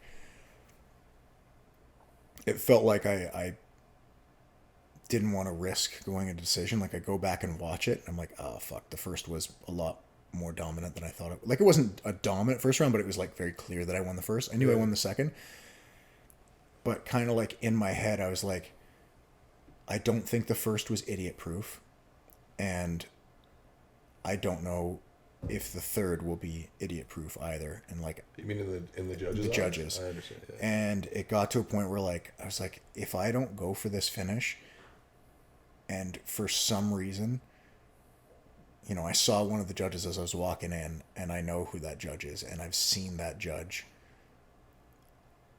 just absolutely butcher fights in the past to the point where I'm like, I saw that judge give a 10-8 round to somebody who I thought lost the round.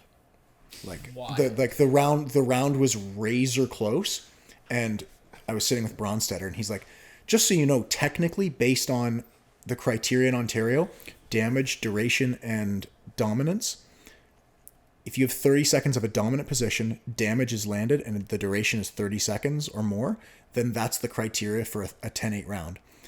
And this one guy had the other guy in mount for 30 seconds and landed some good shots, and then the other guy got out and won the rest of the round. And that judge scored the 10-8 for the guy that was on top for 30 seconds. I'm like, I thought that guy lost the round and he got a 10-8. So, you know, maybe that's... Which fight was that? It was at Unified. It was Pat Connors versus Bilal something. Okay. And I was blown away that fight. The fight ended up being a majority decision, right? One round was one judge had it a draw. But I remember thinking that in the fight, I'm like, fuck, man, if I just like hang on and this goes to the distance and I lose a decision to Neil Magny, I will never forgive myself knowing that I didn't go for it and give it everything I had. You know, it's actually more than I planned on actually admitting, like saying out loud. But so I remember like kind of going for that guillotine and going for that leg lock and being like, fuck it, just send it on this leg lock and I'll heel hook him. Like, you can heel hook this guy, and just sent it. Ended up on bottom and just was like, wasted way too much energy going for those finishes, especially at the end of a fight. And he was just so comfortable in that last round. It just like, you know, he's made a career out of being in that third round, and it was my first time there. And yeah, that definitely sucked. You know, looking back, I'm like, well, you know, the guy had 7 hours of UFC cage time. You had 14 minutes. He has more. 7 hours. You know, he has more fights. That's a lot of time in the cage. Man. Yeah, he has more fights at my weight class than anyone in history. He has more, you know, wins by decision than anyone in UFC history. Like, he spent more time in that. You know, it was my first time in that area, and he spent more time there than anyone.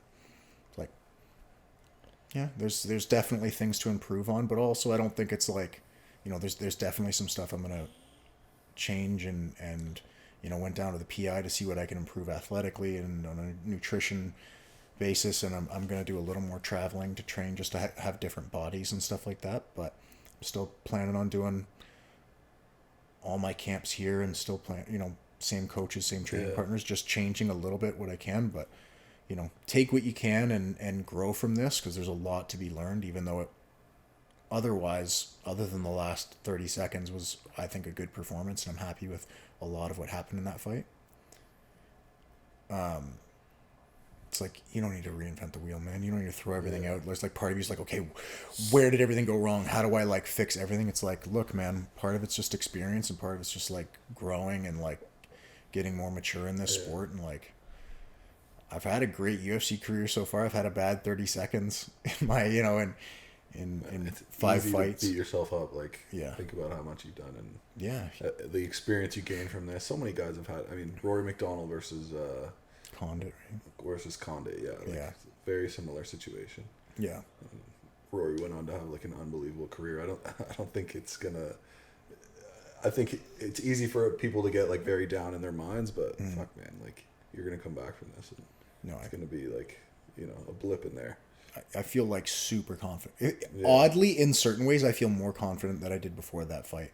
Where I'm like, okay, as confident as I was going in, like, I know things that I need to work on that I didn't realize were areas that need to be improved.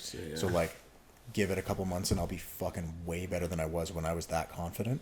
So like, I already have like this weird confidence about it. I'm like, yeah, I'm really excited to get back to full-time training, back on my schedule, back into a camp, back into a fight, and just like prove to myself and to everyone else, like, it wasn't a fluke that I was on that streak. Like, it wasn't a fluke that I was doing well in the UFC. Like, I'm gonna do better than I was, but also not put so much stress on the results. Like, even if I had made it to the end of the fight and hadn't gotten finished and won a decision, I'd still have the same things to work on that I have to work on now. So I'm not putting too much emphasis on the win or the loss, but maybe you wouldn't have come to those realizations too, right? Maybe. Even like, O'Malley was talking about how like that Cheeto loss was actually like really good for his career. Really? And he like thought, he's almost like happy it happened, right? Yeah. Especially like the pressure probably of, especially with how your UFC career had been so perfect. Like you finished everyone quickly. Like even in fights that went past the first round, you know, you're not getting hit. You're taking so little damage. You're just performing. It's like the kind of stress that comes along with that high performance. Yeah. Like that must have been such a, like it sounds weird, but it might be like a little bit of a relief to be like, I felt it and I got through it, and it's time to move forward. Even the stress of like the next Canadian like big athlete, you know what I mean? There's definitely that, man. Like, I was getting a lot of love in that way leading up to the fight, and you know, and I liked it, and I didn't want it to go away. But I also wanted to like perform well for our country, not just for me. Like, I wanted to do well for all of us, and like it was cool to have people excited about a Canadian athlete, whether it's me or not. Like, I was like happy that someone was happy about like a Canadian UFC fighter for what seemed like there was like actual support behind it, rather than just like, oh, this guy's fighting on this card. Like, it seemed like people were kind of behind me, and I was happy for Canadian MMA in that way, but then also like selfishly I was happy for myself in that way, and I liked it. And you know, I think there's still a good amount of that left. But yeah, between those two things, like as far as like the pressure of being the guy performing for Canada, and then like things going so well, like even in that fight up until it didn't go well, it was still like, I felt like I still fought the same way I'd fought all my other fights. So I'm confident I can get back to that. I'm confident my next fight I'll have the best performance of my career, just back on the horse, man. It's interesting because you said a similar thing to me, where you were like, you're so confident after that because you found out things about yourself, right? Like that you had that 100%. dark, the deep, like, I've never been in a war before, and like I always thought I could do it, and then again, like I left there being like, fuck, dude, that was fucking awesome, and like now I know, and like I still feel right now like the confidence, man. Even like fucking sparring on Sidey, like felt so fucking good. I was like, that was my first time sparring in 2 months, right? But yeah, honestly, man, with all that shit, dude, like I see it in you, bro. Like, I don't know, like I just like you are that guy, bro. Like your mindset, all that shit, bro. And like I always say, like, man, if you're fucking watching a movie and everything is just fucking good, well, that's a fucking shitty movie, man. You know, like it's got to have some fucking parts in the story where it's, you know, you work your way out of something and then you build back up. But fuck, man, you're that guy, man. I'm like, thank you, bro. You've always fucking motivated me since like the Contender series and all that shit, dude. And it's fucking, you are like that Team Canada captain, bro. Like that fucking aura is there, man. And it's just like, appreciate it. Yeah, dude. Let's keep going, man. But hero's journey. I appreciate you saying that, but I was enjoying that movie actually. I know, man. I'm trying to get back to that movie. That was you'll be back in that movie, bro. Don't worry. This is like the plot twist, bro. Yeah. You'll get back. He's the main character. He's just getting thrown for a little bit. The director's like, can't make this too easy. Yeah, for real, bro. It's not supposed to be easy, man. Especially in a sport like this. Well, then it's going right, because it fucking isn't. It isn't easy. Now I'm snapping my face. No. Now I'm snapping my face. Yeah, exactly.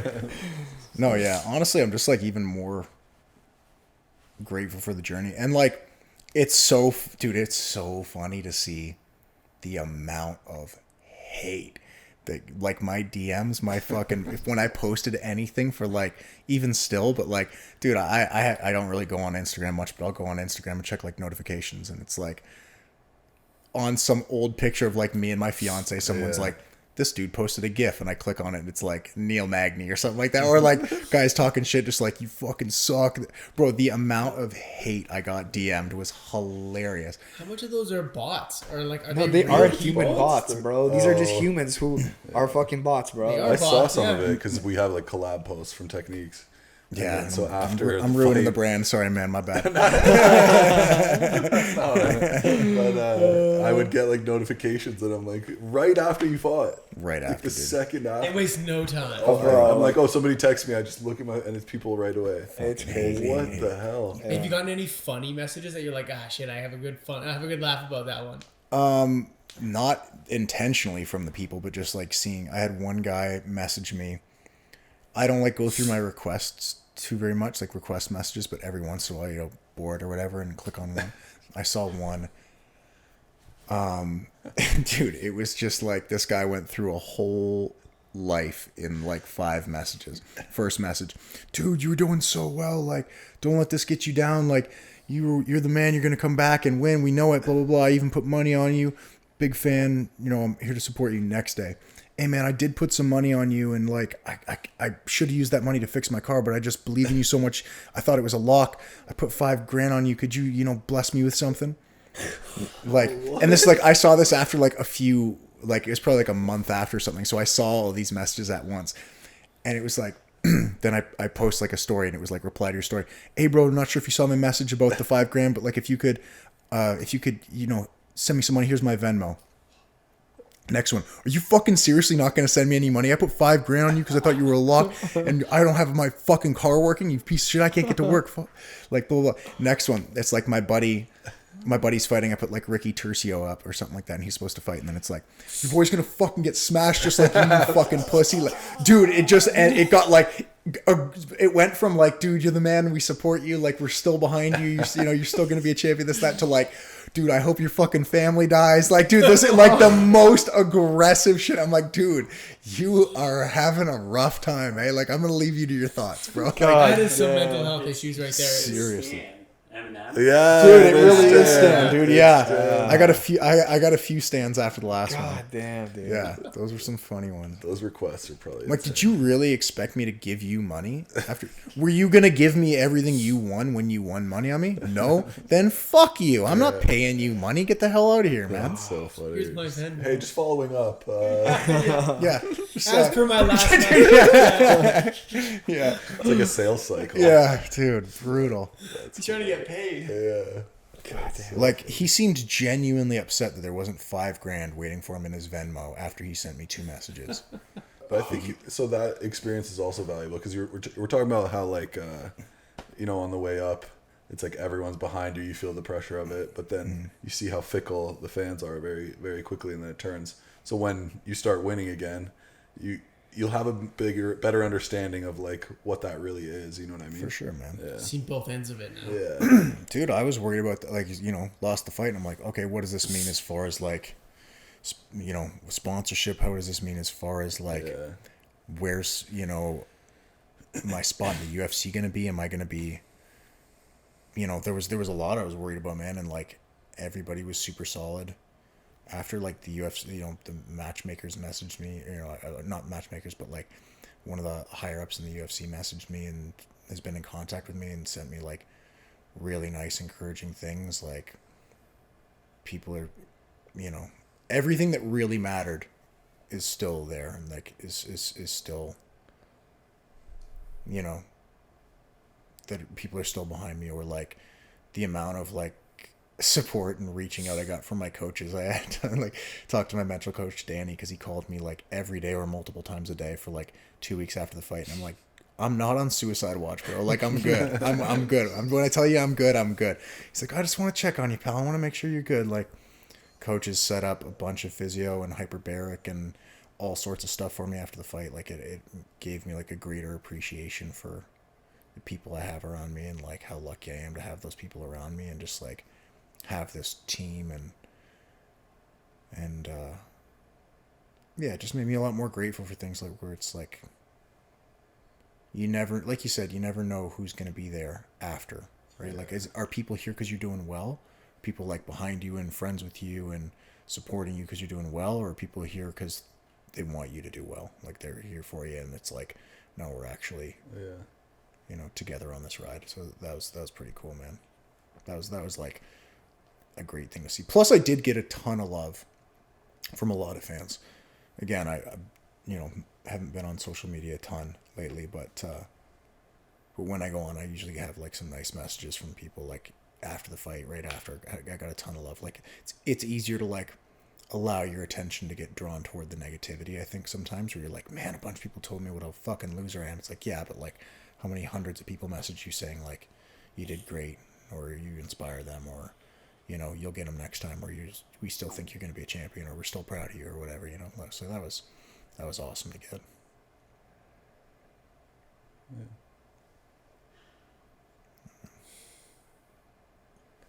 Dead air. Dead air. Just ruminating on that shit. You know how it is, especially as a fighter, right? Like, the greatest fear, like, it's not getting hurt. It's it's like losing the things around. It's like when you lose, you worry about the things that you've built. Like, you've worked so hard for this, and then like after you worry, like, you know, are my friends still gonna want to like to be with me? Are my coach still gonna want to coach me? You know, is my girlfriend still gonna be there? These are dumb thoughts, but like they've always been thought because man. It's like crazy shit. But then, you know, when you go through it, you're like, all right, you know, everything's still the same. Yeah. The sun still comes up the next day, bro. Yeah, sun still comes up. You know, you're not. Still got both of your legs. You know, still got another fighting chance. Yeah. Yeah, man. At the end of the day. It really is. It's the fear of. It's the fear of losing, people around you, but then also that fear of like, I guess like, what if I'm not who I think I am? I feel like that's part of it too. Especially with how many hours you put into this shit. How much, not just training, but like, you think about it. You think about the fight. You think about your training. You think about, you know, how this is gonna make you feel. Like, you spend in the fight camp how many hours a day just thinking and ruminating and like training just about this one moment. And it's so chaotic that how could you know, you can have as much control as you can, but at the end of the day, it's a fist fight. No, dude, it's chaotic. It's one thing I don't think people understand that are outside the sport is they're like, oh man, wouldn't it be cool to be a fighter so that I could have all these other things? Like, fighting's not a part of my life. Like, fighting's our life, and then almost everything else is a part of your life. Mm-hmm. Where it's like, that has to be your main focus.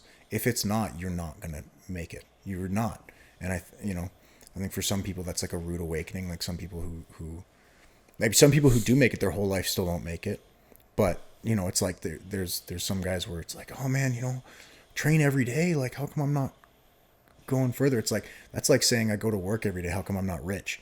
It's like, it's not just showing up and training every day. It's like, you have to find a way to be different. And it's consuming. Like, almost lose yourself in it a little bit sometimes. And when that doesn't pay off, it's just like, fuck, man. That was almost a thing after the fight too. I'm like, fuck, man, I put so much into that and that wasn't enough. I'm like, how much is going to be enough? You know, when is that going to be enough? And it's like, okay, well, it might just be you need more time. It might just be you need more rounds. Just settle back into it. Get back into the routine of doing this every day and obsessing on it. And the rest, you know, focus on one training day at a time, and the rest will take care of itself, you know. I don't even think it's like more of something. It's just the consistency of what you're already doing. Yeah. Day, right? Like, it's like what Edgy was saying last week. It's like, what's changed since, you know, he lost the Contender Series. Sometimes got back on the grind. You gotta just beat the stone over and over and over again. You don't, like, the first couple hits, you don't even realize you're doing anything. And then the crack starts coming. You know what I mean? Like, He's like one of the best examples of that, man. He is, man. Yeah. It's crazy. See where he was and then where he is now. Even since Contender, dude, that's a great example. Like, he's gotten so much better since Contender Series. He said he hasn't really changed that much. He's like, I'm just training hard and I'm training consistently. Yeah. Yeah, dude. Consistency over time, man. He's like consistent. He's the king of consistent. He told me I forget what the number of days is, but like, has he told you about his MyFitnessPal or whatever, the food app? 1,200 days. Yeah. It's like he's at like 1,200 days. Like, every day for 1,200 days, I've logged everything I've eaten. Yeah, that's insane. That's crazy. He says he'll do it after a fight. He says after a fight. Yeah, he's like, I had pizza after, and I had to. I'm like, he logs in all the trash from the day after. Yeah, he's like, dude, he says, I gotta know. I had 15 happy dads. Dude, he'll get drunk and he's like, I gotta have those in. Yeah. Do you think after every drink, like if he goes to the bar and then he's putting every? Well, bro, he had one of these like protein balls here, and then he already had it logged in like 5 minutes later, bro. That's crazy. That's OCD. I mean, explains why the guy's built like a fucking Greek Adonis 24/7. For real, man. That shit's wild, man. 5,000 calories a day. Let's go. True, yeah. Man, he pulled out like 4 different meals when we went for lunch. Keep in mind, he's fighting this week, which I guess was last week we did the podcast. We went out for lunch, and out to Farm Boy and got this like little plate. He starts eating. He's eating his eggs, and he's eating vegetables, and then he puts it away, and he pulls out another meal, and he starts eating. It's like vegetables, look like another type of omelet. Finishes it, puts it away, picks up another Tupperware. I'm like, man, this kid is like This kid's mowing down food right. He's trying to get 5,000 calories in, and he's fighting next week. We're crazy. That's crazy. That was one thing I learned at the PI is like I'm definitely not eating enough. I think that's a big thing that like. Do you track your food? No, not really. I keep like an idea of mostly track like protein and calories. It's like, all right, how much protein am I getting? How many roughly calories did I get? But yeah, I think that's one thing. Are you using much of the resources at the PI as well? Like, are you using the strength conditioning coaches? Or I am now. You are now. Yeah. So like, what is? Can you like run us through? Just like, I'm just curious, just because, having a big interest in this. Like, what do they do differently that you were doing before? Well, I wasn't doing strength conditioning for like the last 2 years. You haven't done any. Nothing. No, I did a bunch when I was at Alpha Male, and then I came back here and I was training with AJ, and I'm like, this guy's strong as hell and he never slows down. I'm like, what do you do for strength conditioning? He's like, I don't do any. I just spar and wrestle. And I was like, I stopped doing it that day. I was like, okay, cool. I'll do strength conditioning if I'm at a hotel, but otherwise I'll just spar and wrestle. He was that strong, eh? That you just. Bro, You're like, you do this, I'm gonna do this. He's a horse, man. He's so strong. It's crazy. He's so strong and he doesn't slow down. It's wild, man. Dude, it's insane. He's gonna be a handful for anybody at middleweight. But so what are you doing now that you are integrating this into your routine? For like strength training? Yeah, like are you strength training once a week, twice a week? Do you have your conditioning? Like are you doing airdyne work? Yeah, I'm doing conditioning twice a week and strength training twice a week. Okay. Yeah. So I've already started. I was already starting swimming before that, and they liked that for me. So I'm gonna do swimming sprints once a week and airdyne once a week, and then strength training once a week. And they had me do like. They ran me through a workout where I forget what it's called, but they like hooked this string up to the squat bar and like had it attached to an iPad. So it like measured the speed of your squat, and they're like, you need to go at a certain speed. Like the weight wasn't super heavy, but they're like, we need you to move the weight. They're like, try and put your feet through the floor. So just like explode onto these squats, and it would like ding if you hit it fast enough. So like that's the type of squatting we want you to do. That's the type of lifting we want you to do. Everything with like a lot of force and a lot of power. Okay. So they've run me through that. Obviously, I haven't gotten to with my face. I haven't been on like antibiotics and stuff, so my body's pretty broken down. I don't want to do like explosive movements on antibiotics, but yeah. Tear a bicep or something. Oh, fuck. You hear about that with like antibiotics? Like somebody was telling me with antibiotics, like your Achilles are like more susceptible to tears and stuff. Yeah, like, yeah. Jesus Never Christ. stop training taking antibiotics. No. That's crazy. I didn't during fight camp, but I get shingles too, and I'm like one day off back in. Jesus. Look at you now. Hey, look at me, I'm retarded. Sometimes we're on the phone. I'm like, you're gonna take a month off. You're like, I'm gonna take a week off. I'm like, you're gonna take a month off. And then I see you post a week later. You're in the gym. Yeah. Yeah, I know. I didn't know that. That's crazy that you're more susceptible to tearing your Achilles. I didn't know that either. That- I also that's gonna haven't. I terrify also me have knowing not that fact now. checked this. So. No, I heard that on a podcast, too. Oh, did you? That Oh, could this, be- and that's- this is being said on a podcast. So Yeah. it has Don't to worry, be. I'm Yeah. gonna fact. Yeah, it That's has to so be. That's double bro fact science, check yeah. now. It's 'cause been it's on two this podcasts, podcast too. and on another one. Yeah, so that's Yeah, basically so- just. It's bro science. It's probably true then. That's how I I'm operate. gonna go home and look this shit up. No, I'm not going to. I'm just gonna trust Mikey's right. Yeah, that's on. I've only gotten staph a couple of times, but the other time was when I was getting ready for the Yohan fight in Vegas. I got it like 2 weeks out from the fight or something, or 3 weeks out. So it was like right in like the prime part of camp, and got it pretty bad on my leg. I think. Did you feel like gassed in that one? I felt kind of shitty for the next couple of weeks, but I felt really good in the fight. The fight was super slow paced, and I finished him in the first. Yeah, I remember you were like dancing in that one. I remember. Yeah. Just moving around a little bit, yeah. That's smooth. It's very smooth. The guy hit like a fucking truck, dude. Did Guy he hit hit so you hard. though? He hit me once. He hit me hard, but then I took him down. He trained out here a bit, though, didn't He he? trained out here, yeah. He trained out here for like a week. Maybe a year before that fight. Yeah, about a year before that fight. Yeah. It was a long time ago. Yeah. Is he an Ottawa guy, Montreal guy? Montreal. He's a Is good he guy. at that man. BTT? Is that where he trains out of? Where like Jordan and them? No, are? he's at TriStar now. At TriStar now? I forget where I think he's at TriStar and H2O now. I forget where he was before, but he owns his own gym, and then he's at H2O and TriStar. He's good, man. He just got cut, but he's solid. Oh, did he really? I heard he just signed with Samurai. Did he sign with Samurai? Yeah. You wonder how good TriStar is now. They have such a big name because of GSP, but There's not a lot of guys coming out of there anymore, I guess. You been down there or no? I've never been there. No. You've never been there. No, I've always thought about going, but just one of those things where it was between TriStar and Alpha Male. Oh, And I wow. went to Alpha Male instead. The final straw. I was gonna go to TriStar, but they announced like a couple weeks before I made the decision that Martin Campman was their new head coach for striking, and I was a huge Martin Campman fan. And before I moved down there, I had like his kind of style, just like kickboxing and jiu-jitsu. It's like perfect. I can learn kickboxing and jiu-jitsu from Campman, and then I can go learn wrestling against wrestlers and like learn how to do my style against wrestlers. Like, this is perfect. And we hit it off right off the bat. Like, we became like pretty good buddies. Your first gym was House Champion? I went to like a small karate gym, Brown's, in Waterdown. Oh, dude, is that still around? Yeah. I swear I drove by like it must have been like a year ago or so, but yeah. Yeah, That's they're still still around, around. eh? They That's they crazy. closed and reopened as they were like a family martial arts spot, like karate and taekwondo. Yeah. And they closed and reopened as like a kickboxing and jiu-jitsu gym now. Yeah. That's Somebody crazy. told me that Lynn threw you in with Shane Campbell, like on your first day or something like that. On one of my first days, my first day, I got thrown in with Jeff Sharkey, who fought pro Muay Thai and pro MMA. And I was 17. I was like 135 pounds, 140 maybe. And I'd had a couple like light contact waist up kickboxing fights, and I thought I was the shit. He's like, okay, go in with this guy. I'm like, okay, cool. And it was just a straight up fight with this man.